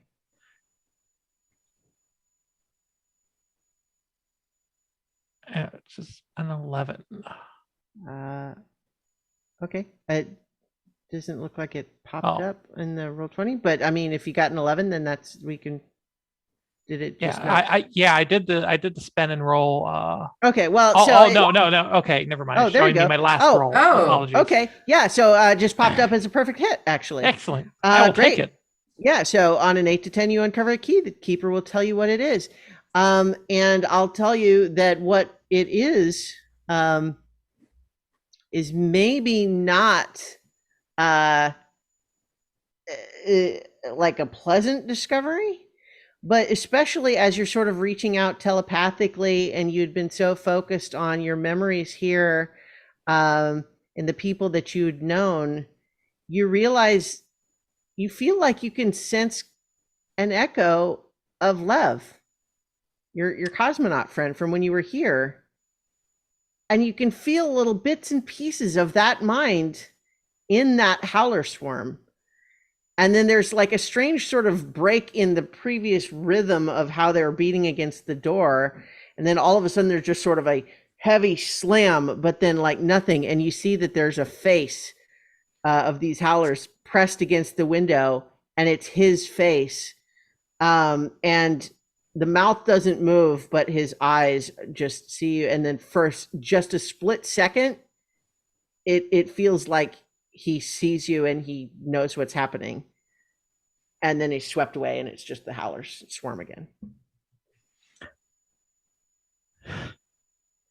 And so the key is the key is related to this psychic connection you had, which is that the perfect door, or the first door, is someone is attempting to open it, and the result of the leaking as the door is sort of starting to crack open, the leaking energy is causing a disruption in the normal veil between life and death, and it is causing those who died here to be horrifically reborn in this way. All right. And so the first door, the key is the first door is disrupting the veil between life and death. As this comes to me, I will pass this along to Meyer as well. So Meyer clearly we do not know what's going on, really.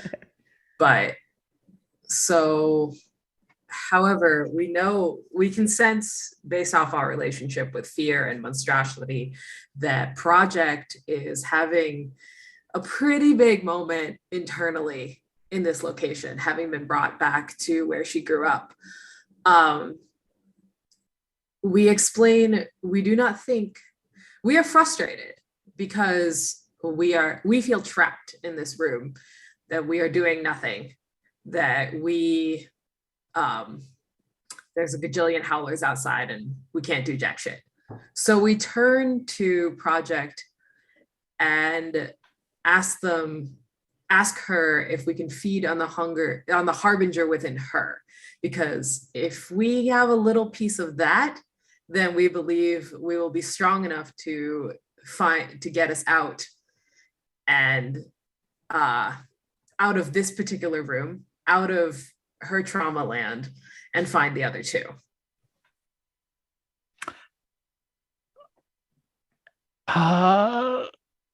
Okay. This is my rune move, the story Yeah. of you carved into my flesh. Mhm. Yeah, so this is an entirely, like voluntary thing, right? Like it's being asked, but it is a powerful move for sure. I'm not sure the Project understands what's being asked of her, but she will agree because Meyer helped her earlier, and they're forming their bonds, and yeah, so she will agree. I'm sure this is gonna be fine. Totally fine. Oh yeah, Okay. totally fine. Yeah.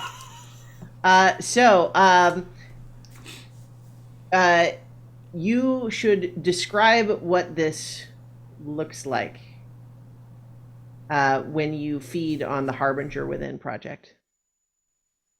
So first, we gently cup Project's face with our hands. First we remove our gloves, and then we cup Project's face with our hands. The darkness in our fingers spreads up our arms and across the veins on Project's face as we absorb part of her energy. We feel her comfort, how this room made her feel. And that makes us feel anguish and desire. That's creating myself a new hunger condition. Mhm. Yeah, Sure. to have safety like that for ourselves. And in order to give ourselves that safety, we will fight for it. And thus we feel we have the power to take on the mob of howlers outside. Yeah. So, as we mentioned earlier, there is a mechanic in this game known as ruin, and the ruin move that was just done requires you to mark 2 ruin. And even though we're not in a longer campaign, this would become more mechanically relevant.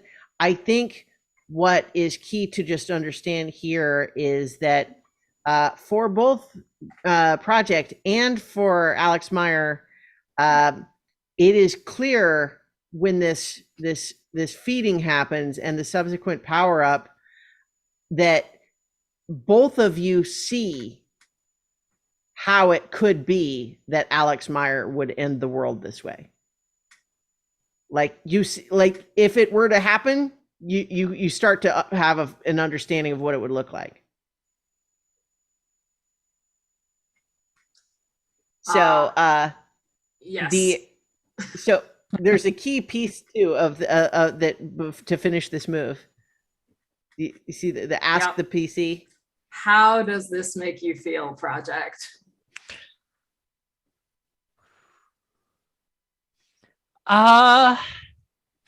I think, especially with the fact that I can see how like the incipient harbinger like within Meyer, like I think it actually is both unpleasant but also a little calming because she has her own drive to help harbingers, and yeah, I think it is both physically uncomfortable for her, but also in a strange way, like she's feels like she's being helpful. So let's see. New hunger condition that reflects that. Mhm. So I guess like helpful would be that condition. Sure. Holy shit, I did something that wasn't terrible. Well, I think given that like most of these conditions that anyone gets are generally like negative things like raging or lonely or vicious or something like that. But for Alex in particular, the idea that helpful is a condition is kind of hilarious. But also, if you have any conditions, Project, you get to clear them as well. Yeah. Okay, I cleared my last one. Okay, so I think this tide of howlers had already begun to kind of ebb, but now that you have previously fed on the howlers and now have fed on the harbinger within Project and have a little bit of this telepathic element, you realize you can tell a couple of things. It feels almost like you can tap into the psychic network within these things. And that tells you a couple of things. One is they have not found Coat Hook and Mr. Blackwood. The howlers don't know where they are. And what they have done, like what they're currently doing, is sweeping the place, looking for more material to continue building their shrine. And you think you know where that is. I will tell Project what I have learned and ask Project if we think we should go further, or she is ready to go further. Actually, that sounded really flirty. Well, you know what?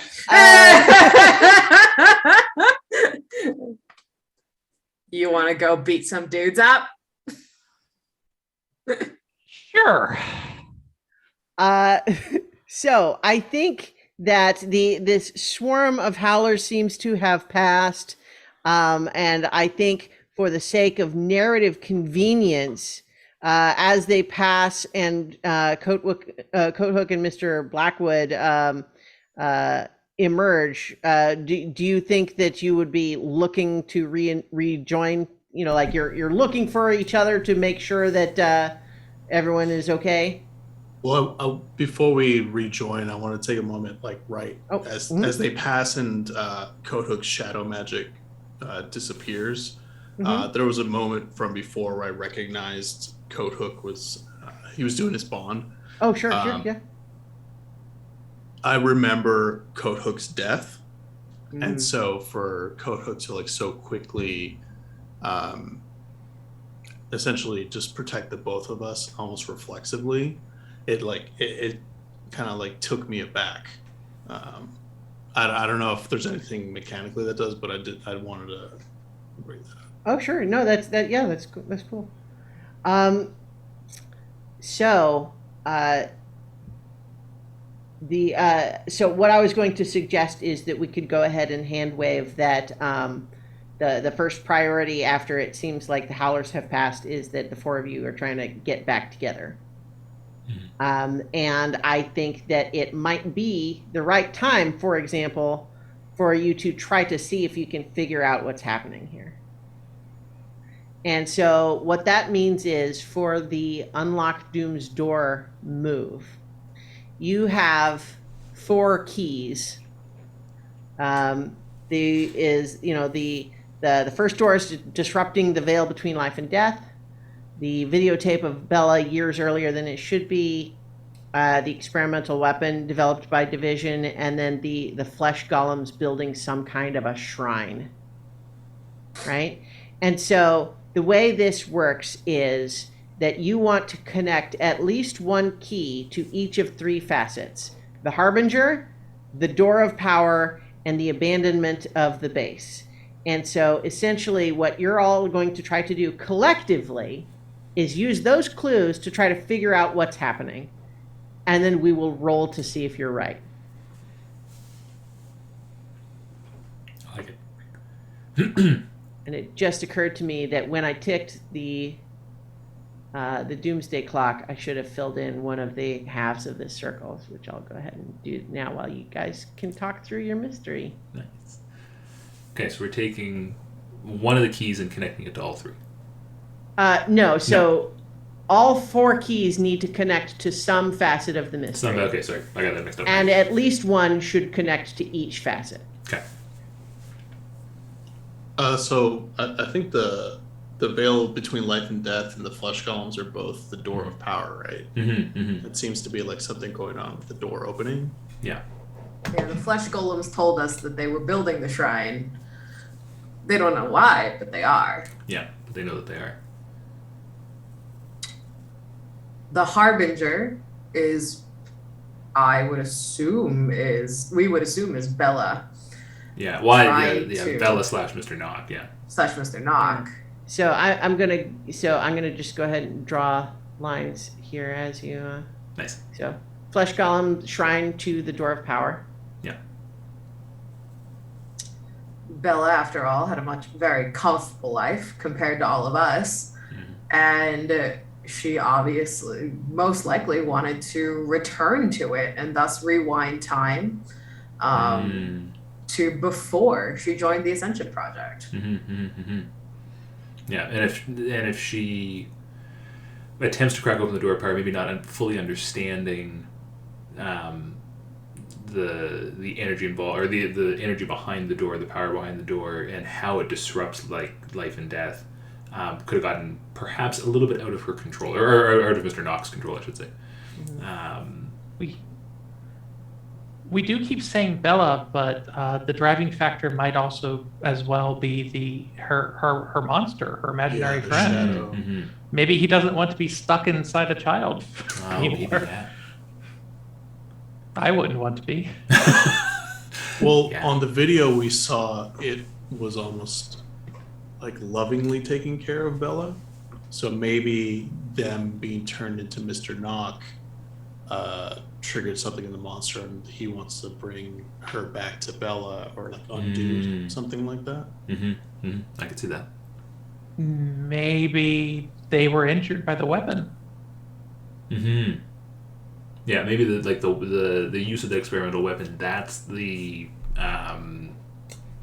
the catalyst, if you will, behind the abandonment of the base. Like, it's not so much Bella and Mr. Knock, it's Division overreacting, or maybe reacting poorly and using this weapon that they shouldn't have, that caused more destruction than maybe Division intended. And if Bella's been around for 40 years or whatever, maybe they try to use this weapon before on her. Yeah, similar to how they're experimenting with it on Project.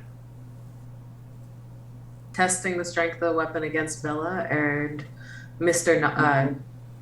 Knock thus having to defend her. And when, we worked with Vex. We know how Vex thinks. Vex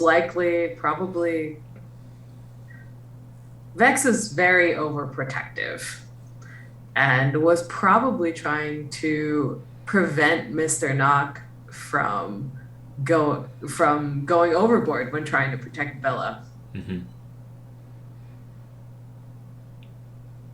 All right, so we also need to tie in the abandonment of the base.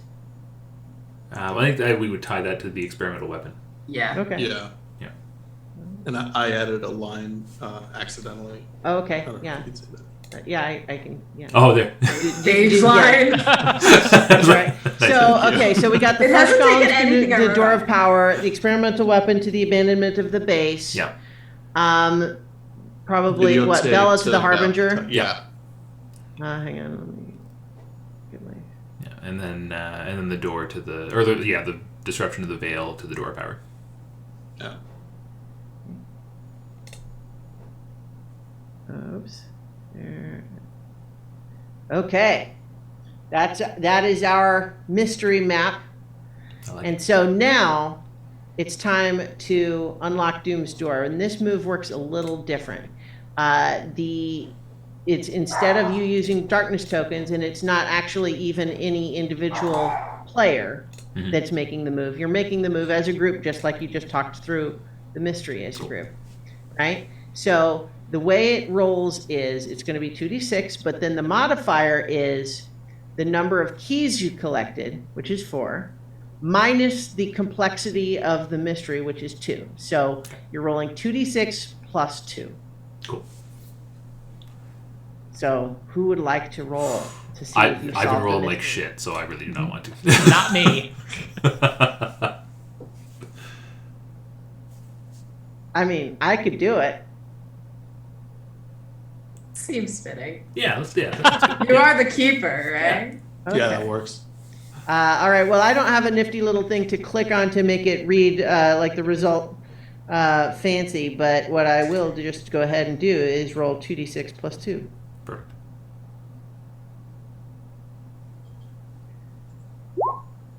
That's an 11, which means, so for Unlock Doom's door, an 11 plus, you're right. Oh no! And you reach the door moments after the Harbinger has unlocked it.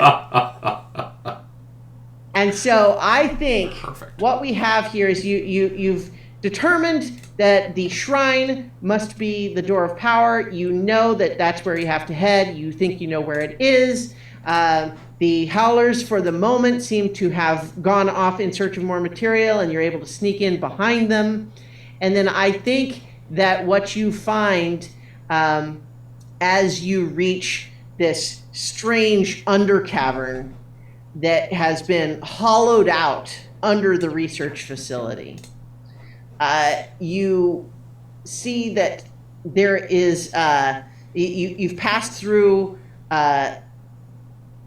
so this is still part of the original facility, but this was used to be the nerve center where decades-old equipment is beeping and clicking under a thick layer of dust. There's wires everywhere, but built up around this strange old school computer network apparatus with a billion little wires and network cables going everywhere, as this shrine has been built out of bones and furniture and decay and anything they could find that seemed to go in the right place.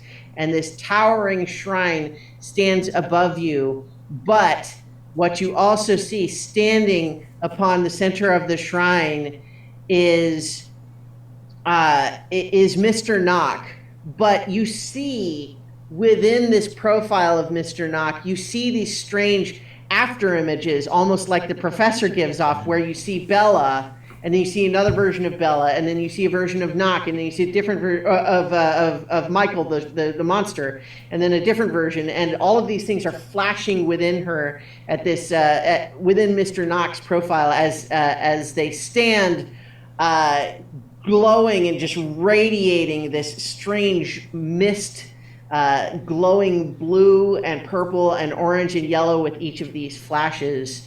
You see at the base of the tower, it appears to be Vex with their heart removed, laying on at the base of the shrine with their a hole in their chest. And as Mr. Knock stands atop this shrine, they slam something into their own chest, and now they have ascended, and they have been powered up by the door of power. They have what appears to be some level of control over the veil between life and death. What would you like to do about that? Nobody gets to control the veil over life or death. You sense that there is a tear now in the veil where Mr. Knox stands, and beyond it you feel. Coathook, you have previously encountered death and experienced it as, frankly, a restful thing. Mm-hmm. This is what happens when it's done wrong. And it does not look restful. Yeah, it looks like what the Howlers became. Yeah. No, this is an affront to everything that I study. Mm-hmm. I'm trying to think of how it handled. I'm trying to think of mechanically how it would handle that. So I just flashed on Coathook looking up at Mr. Knock and saying, "I told you so." Well, that's it, right? Did I not say that this? I think I say this to Vex's corpse. I told you. I think he'll start reading his memos. Every time. It's been years.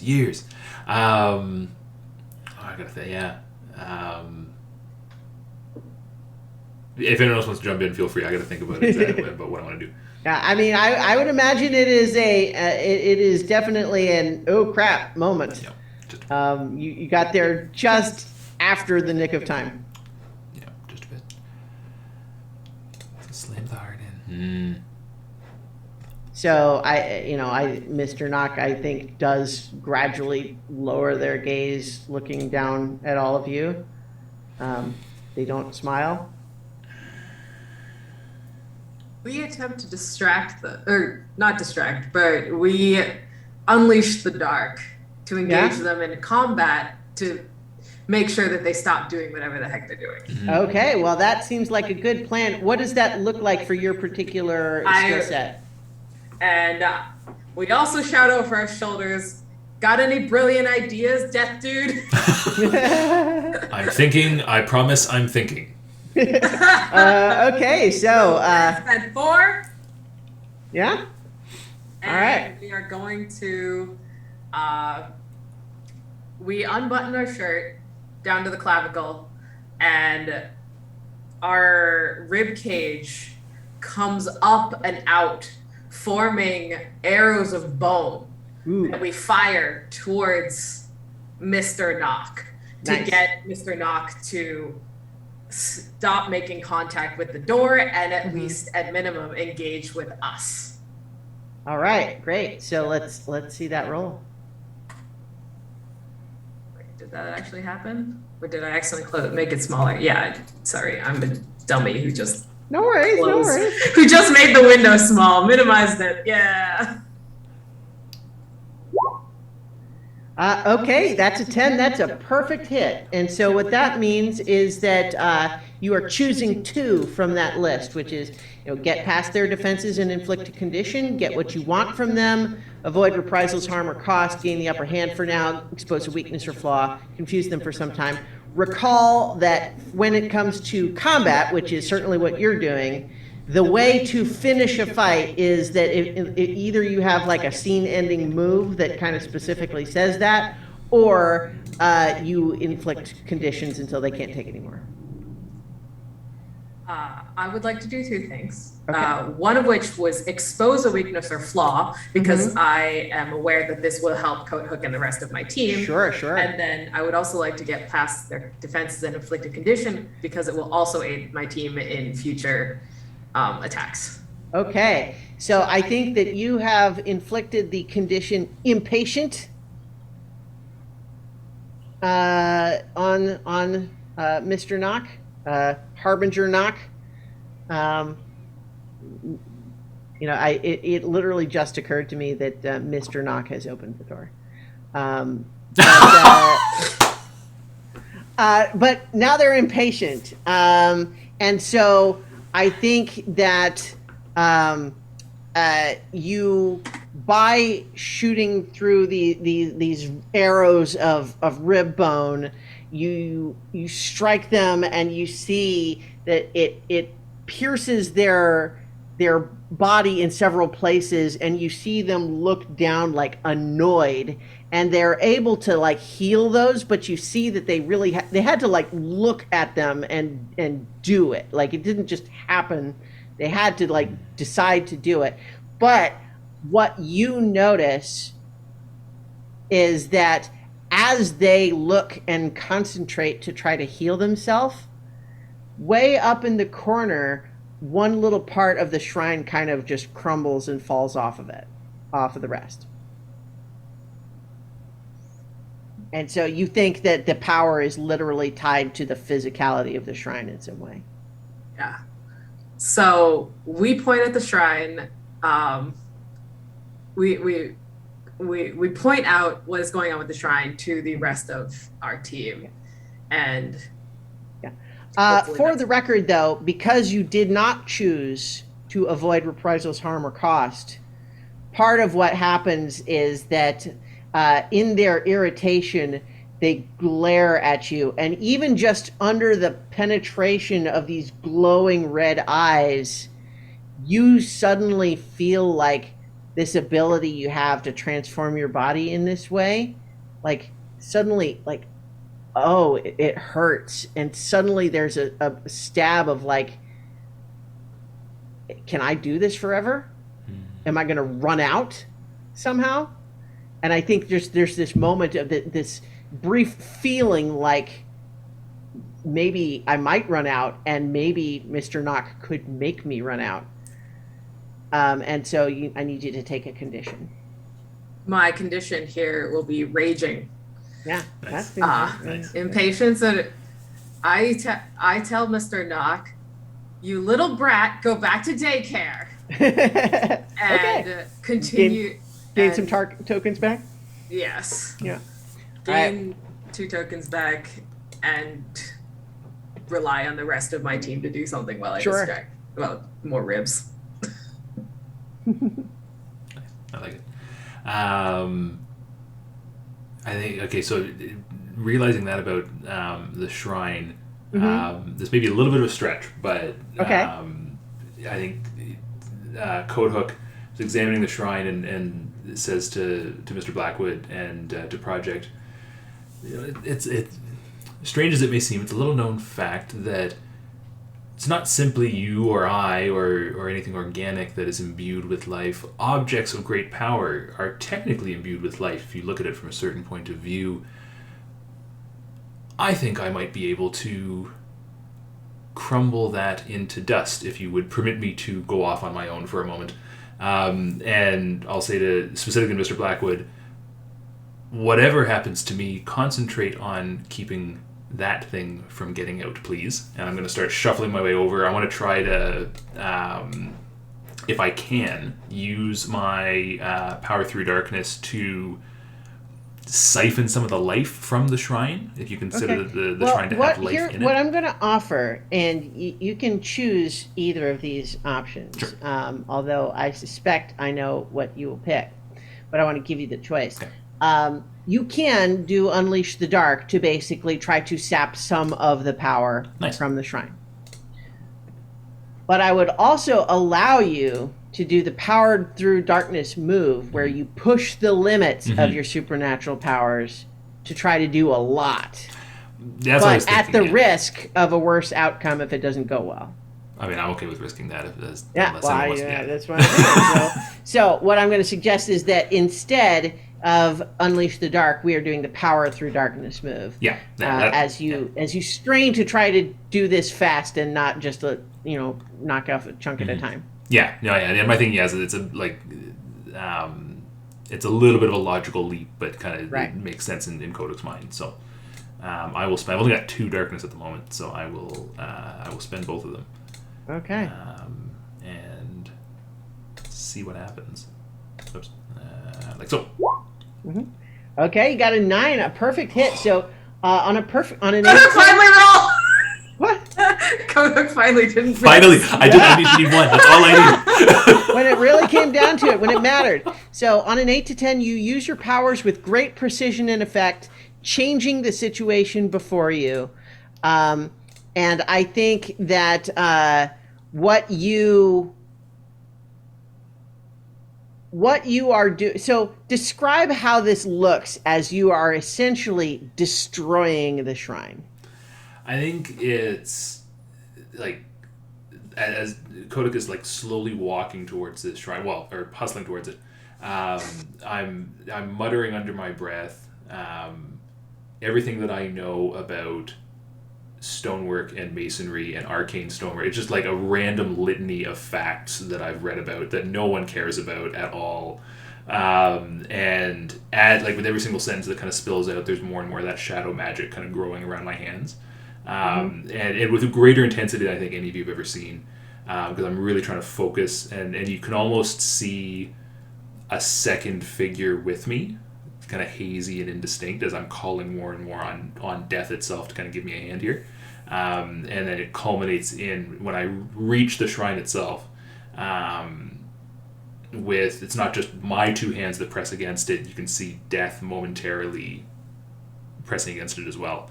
And then that kind of shadowy energy just shoots up the shrine as all these kind of infinitesimal little cracks, very precision strike sort of cracks in all the right places.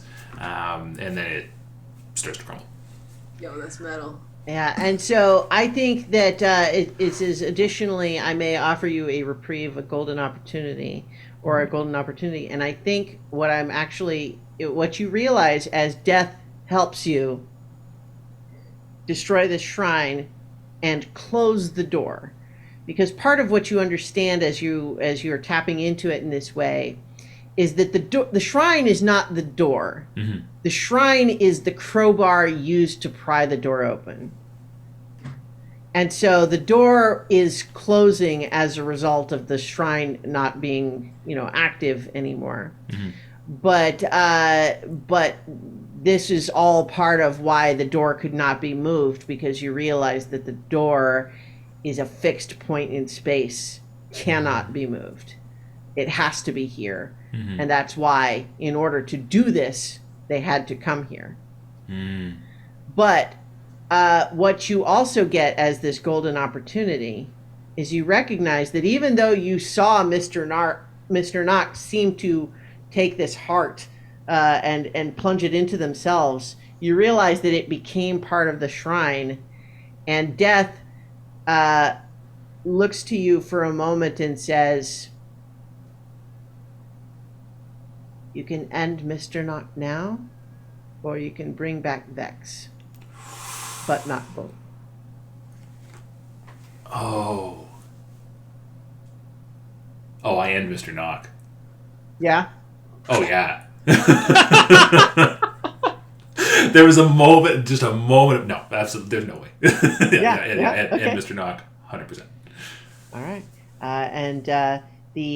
The rustle of dried leaves blowing in the wind tells you that your choice has been made, and the rest of you watch as Mr. Knock, this strange, like shadowy silhouette giving off these flashes of different images, suddenly lurches and staggers down to one knee, clutching the chest, and then you watch as the shadow sort of just starts to like melt away, leaving behind not the young girl that you saw on the tape or the young girl that Bella once was, but not even the young woman who had reported to Division before the Ascension Project, but an elderly woman who is still clutching her chest, and then just looks up at all of you, and there's just an expression of confusion, fear, and then they collapse. And then the ground starts to shake around all of you.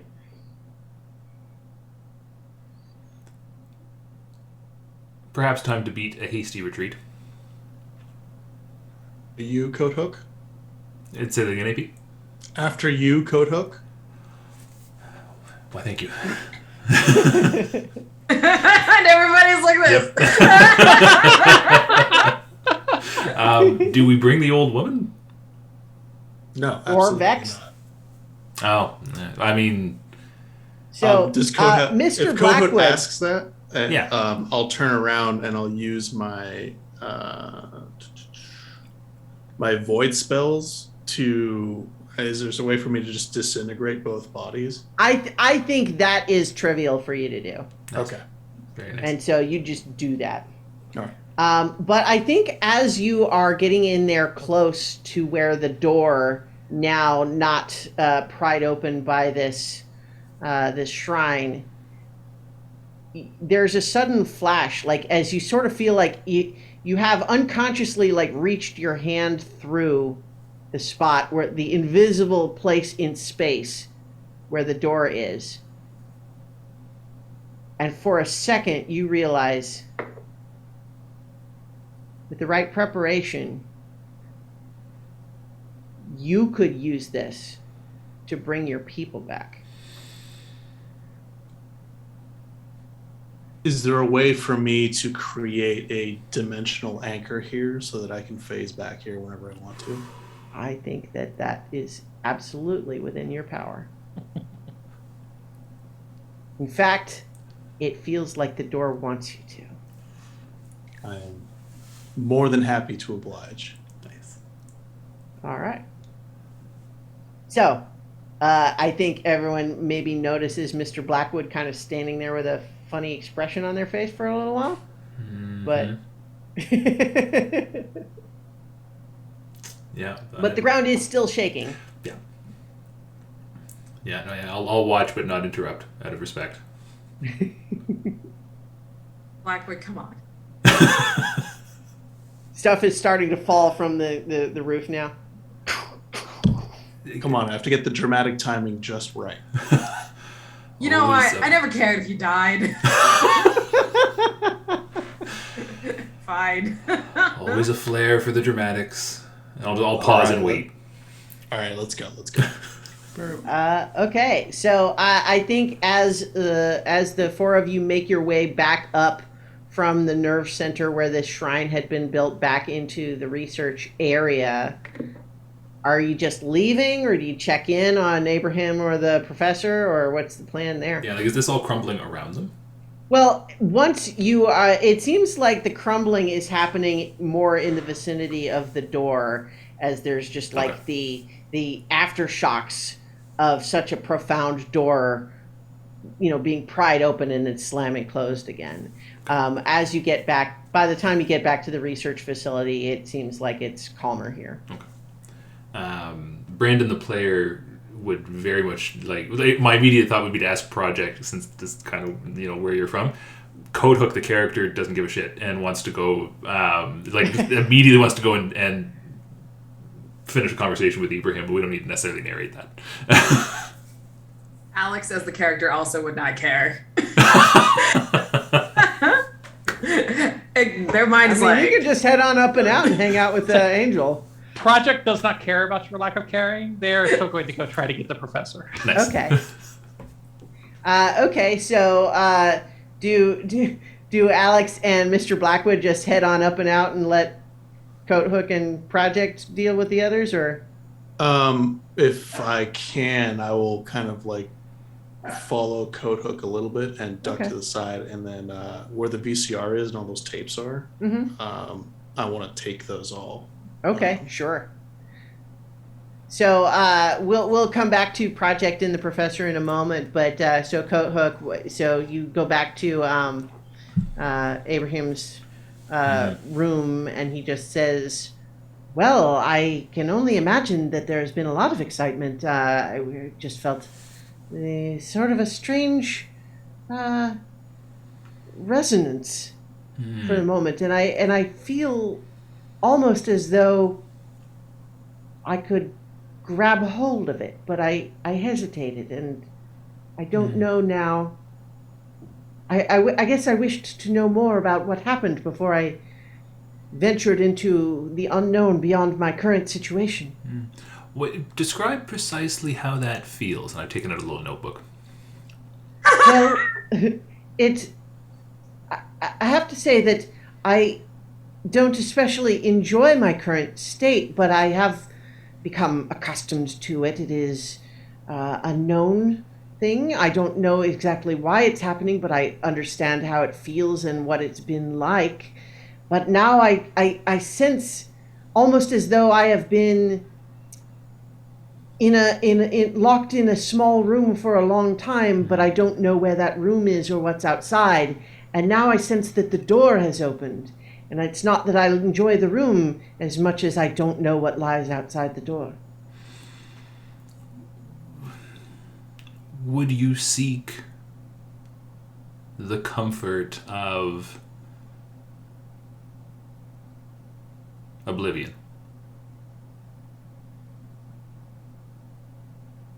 Well, that's actually a very difficult question, because in a very real sense, how would I know? That's a fair point. Perhaps I can... Well, we have options available to us. Well, here's an important question. Is the professor okay? Oh, I'm sure the professor's fine. Would you want... The option available to you is, would you want to remain with the professor, or would you want to pass on? I think if I could continue to stay with the professor and take care of her to the extent that I'm able, I think I would prefer that. Well, I can't judge everyone for their choices. Off the top of my head, I don't immediately know how to get them out of this. I wonder if I can use my... what the hell is it called? It's my Death Always Leads to Light. No, not my Death Always Leads to Light. Death Walked Here. Would it? You have a fancy move. I'm thinking my Death Walked Here ability. If I understand exactly how. Yeah, let me take a look at this this move. I'm scrolling. I've got it here if you want to, Christiana.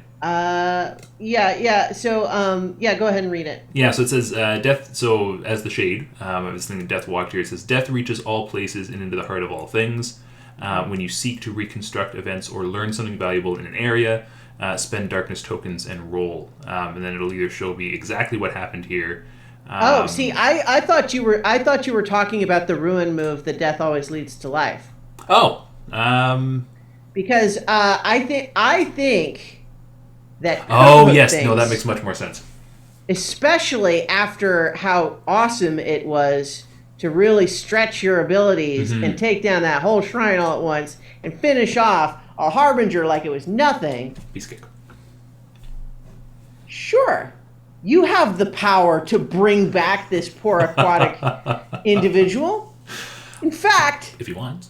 if you did that, you know what? You bet that would unlock even more mysteries I like it. of the barrier between life and death is but a plaything to you. I could just interview this creature in perpetuity. I like it. Oh my gosh. that's And fair. so this is a ruin move. Excellent. And so when a person, object, or location is on the verge of death or decay, you may choose to hold death hostage and demand life bargain with you. Damn right. And so are you going to... So mark one ruin and the ebb and flow of life will reveal itself to you. You hold back death for a time and the keeper will tell you what life demands in return. Or if you mark two ruin and shatter a part of your undying soul, the shard will imbue the person, object, or location is dead. Death cannot touch them without your express permission.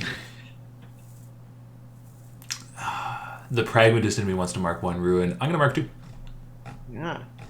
All right. So how does this look when you use a part of your own soul to restore Abraham to life? I think if anyone was paying attention, maybe Mr. Blackwood is. Mr. Blackwood's in the corner with an armful of VHS tape. Perfect. So hopefully he doesn't see this. I think I kind of reach into the center of my chest, and at first it looks like I'm drawing more of that shadow magic about myself. But then when my hand pulls away, instead I'm holding almost like a bubble. And in that bubble is a still image of that moment when I reacted like on instinct to hide both myself and Mr. Blackwood from the howlers. So that instinct of protectiveness and friendship I have sacrificed in order to increase my own power. All right. And so I think that there is a portentous moment, and then all of a sudden the strangely sort of hovering, floating, stasis-locked body of Abraham suddenly sort of sloshes back into the water, and you see the places where he had been destroyed or begun to decay just sort of knit back to each other, and he's like, oh, this is more than I could have possibly asked for. How could I repay you? Oh, there will be many conversations with which you can repay me in the future. Don't you worry. All right, so I think with that, we'll go ahead and cut over to Project and the Professor.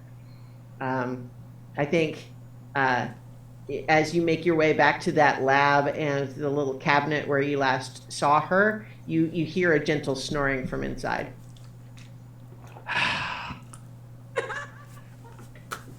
She'll rap on the cabinet and open it. It's like, Professor, we need to go. Oh, hello. Hello? What do you mean go? The facility's about to collapse. We need to go now. Oh, well, that won't do. I mean, I have a half a dozen experiments running.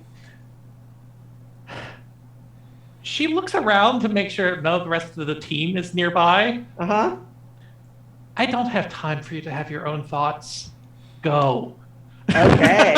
You know what? I think that under the circumstances, you are a badass telepath. This is not a role for you. Okay. You just, this is not you trying to persuade her. This is just briefly overriding her opinion, her say-so on the matter.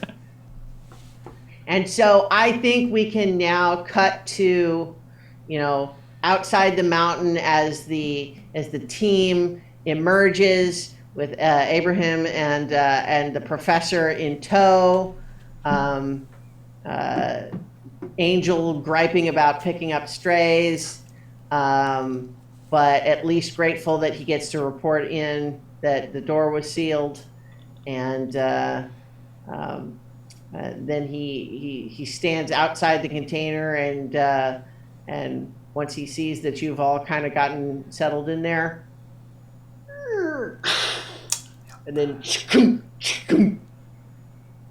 And then the helicopter blades start to turn, and that is where we will end our session for That's tonight. Yay!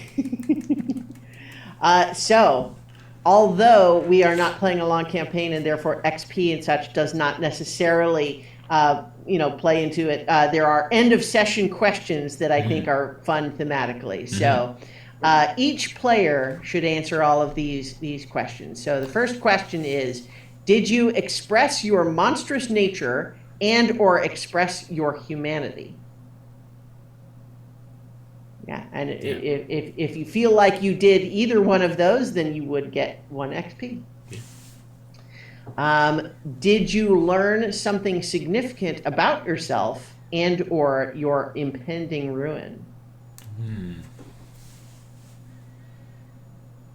I think I would argue Blackwood did. I think. Well, so what I was thinking Coathook did, but what do you? Yeah, what I was going to say. Oh, okay. I think. No, okay. I was thinking of the discovery that the possible use of that door. Oh, well, yeah, there you go. Oh, right. You both did.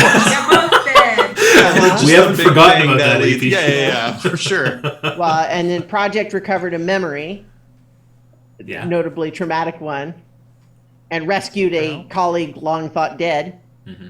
True. Then the next question is, did you learn something significant about a fellow monster? And this would not necessarily include things that you learned about yourself and then kept to yourself, but I mean, Project and Alex shared a moment. It's true. Mm-hmm. That's for sure. And so that would be a 1 XP question as well. Mm-hmm. And then at last, did you uncover at least one key of the apocalypse or attempt to unlock Doom's door?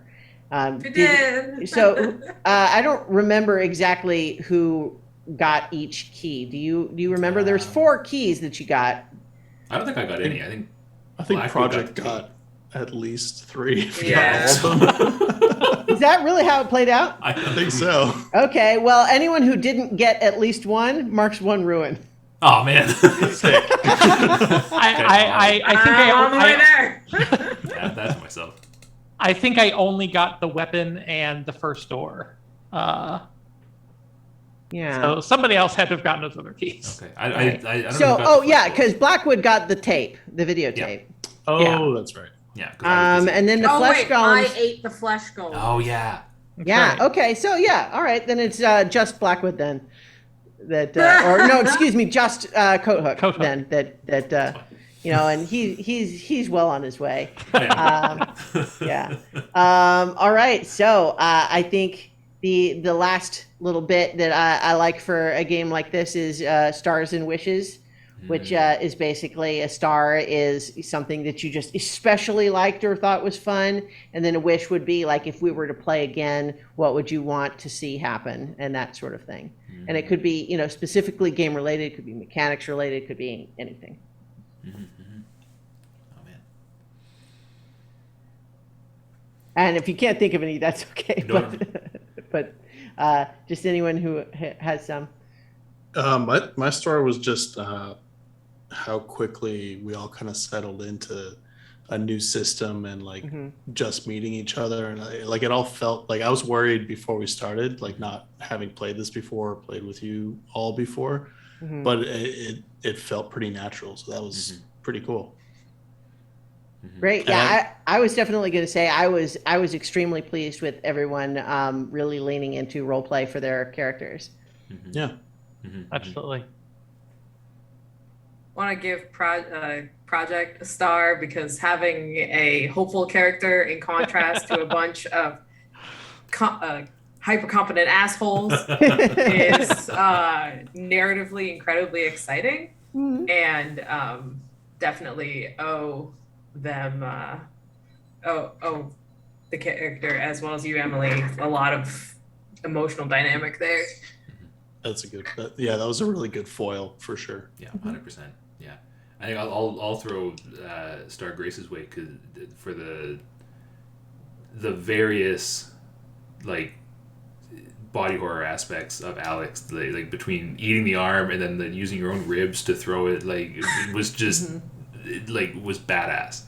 I asked you guys if you were okay. No, I know. Yes. Yeah. So I did, but I wasn't sure exactly what to Like, expect. Yeah, oh no, and that too. Yeah. Yeah, no, Rib that's arrows awesome. were top notch. I think a wish for me was just that, obviously we're doing a one-shot, so some elements of the game, like the XP or the rune advances, are necessarily a little bit constrained because we're only playing the one-shot, but also the idea of playing an even more complex mystery where there's more going on and more clues and all of that sort of thing seems fun also. Yeah, 100%. Yeah, I feel like I had a similar concern as AP, so I feel like I didn't understand the shades mechanics as well as I maybe could have. And so I appreciate Christiana, you kind of guided me along there. Oh, sure. In terms Yeah, of what I could have done. and learning any new game is always tricky. And That's it, right? Like this, there's a lot of stuff in this game that I think is very cool, but does work in ways differently from many other games. And so there's mechanics to learn. There's a learning curve for sure. But I was really extremely pleased with how well we kind of settled into it, and it didn't just become like a constant scrambling for what the rules are or anything, because we were able to really just keep it for the most part just very narrative focused. All right. Well. I was gonna say, wishes wise, there was something that we set up in the bonds that, like, if we were continuing this, I would be like, I want to set that up. Props to Blackwood, especially for having Alex be part of the destruction of his entire race. And I was like, that's a terrible person versus terrible person conflict that would have been really Nice. Absolutely. Yeah, lots of stuff that could come into play, being like a slower burn sort of thing or a longer term stuff. But in any case, I mean, if people have more, then shout them out. But otherwise, I guess I can go ahead and turn us back over to like our summary or what the end stream stuff. Oh yeah, and so wait, that's me. Excellent. I know what to do. Unless you want me to wing it, but I thought no, I will handle it. So I'm keeping one eye on the stream. It looks like we have done. Oh yeah, so we did the giveaway, and it looks like Emily won. Yay! Yes, yeah. Emily's invincible. Who is oddly enough. So congrats, Emily. So you get to pick something off of the prize wall, anything you want, and let me know. And I'll get that to you. And that's easy for Emily to do because unless I've mixed up her display name, that's my editor. So super easy for her to get in touch and let me know. But that's awesome. Congrats, Emily. So let me know what you want off of that.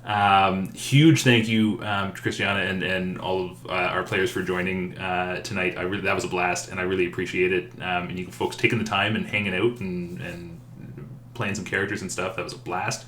And thank you to you folks at home for watching. Really quickly, where can, so for our players and our GM, or our keeper rather, I'll go around and you can tell people where they can find you and your work and anything new and cool or whatever you have coming up. I'll just go in the order of who's on my screen. I'll actually start with Christiana. Okay. Pretty much everything that I do goes up at ChristianaEllis.com. I also have my own Twitch channel at twitch.tv/ChristianaEllis. Mostly what I stream there is Dungeons and Dragons, but sometimes other games too. We have a campaign that runs really regularly on Tuesday nights and Saturday nights. We miss some weeks, but mostly that's when we play. We have a couple of long-term campaigns going right now, one homebrew on Tuesdays, and then on Saturdays we're running through Journeys Through the Radiant Citadel, which is a great book, by the way. I really love the adventures in that. And we sometimes play other games, like, for example, before Radiant Citadel, we had a whole campaign of Root, the role-playing game, which is also powered by the Apocalypse. Lots of fun. And then a variety of other things that I do that are all going to show up at those same places. I have a movie watching podcast I've lately started to do some little writing exercise stuff that goes there too. So ChristianaEllis.com, that's where all my stuff goes. Awesome. Grace. I guess you can find me on my website, gracepfong.com, P like Patricia, which isn't actually my middle name, but it's easier to remember. And Fictograph on Twitter. I have a couple pieces coming out later, maybe this year. I've sold a couple stories.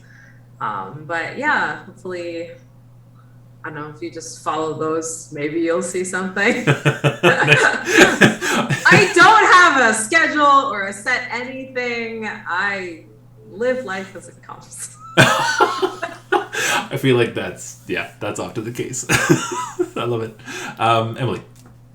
I don't have anything exciting that I can talk about right now. However, I can be found at Strangetree on Twitter and at strangetree.infosec or strangetree@infosec.exchange in this new exciting Mastodon world we live in. Mm-hmm. Oh yeah, good old Mastodon and all of our chaotic additional streams of social media. AP. You can just find me at apthayer.com. That's got links to all my work, everything coming up, and my newsletter and blog. Awesome. Thanks so much. And yeah, once again, I'm Brandon Crilly, one of the co-hosts here with Mike Underwood. Shout out to him, Michael R. Underwood. Go look at his stuff. You can find me at brandoncrilly.com. That's probably easiest because I'm still kind of on social media, but not super active. But you can find my stuff there, and I've got same thing, short fiction and other stuff coming out this year at some point. But all of it will be on there, and my newsletter is on there as well. So that's that. Again, thank you everybody for tuning in. I can actually, when our next game is, which will be, I'm 95% certain it'll be February 20th.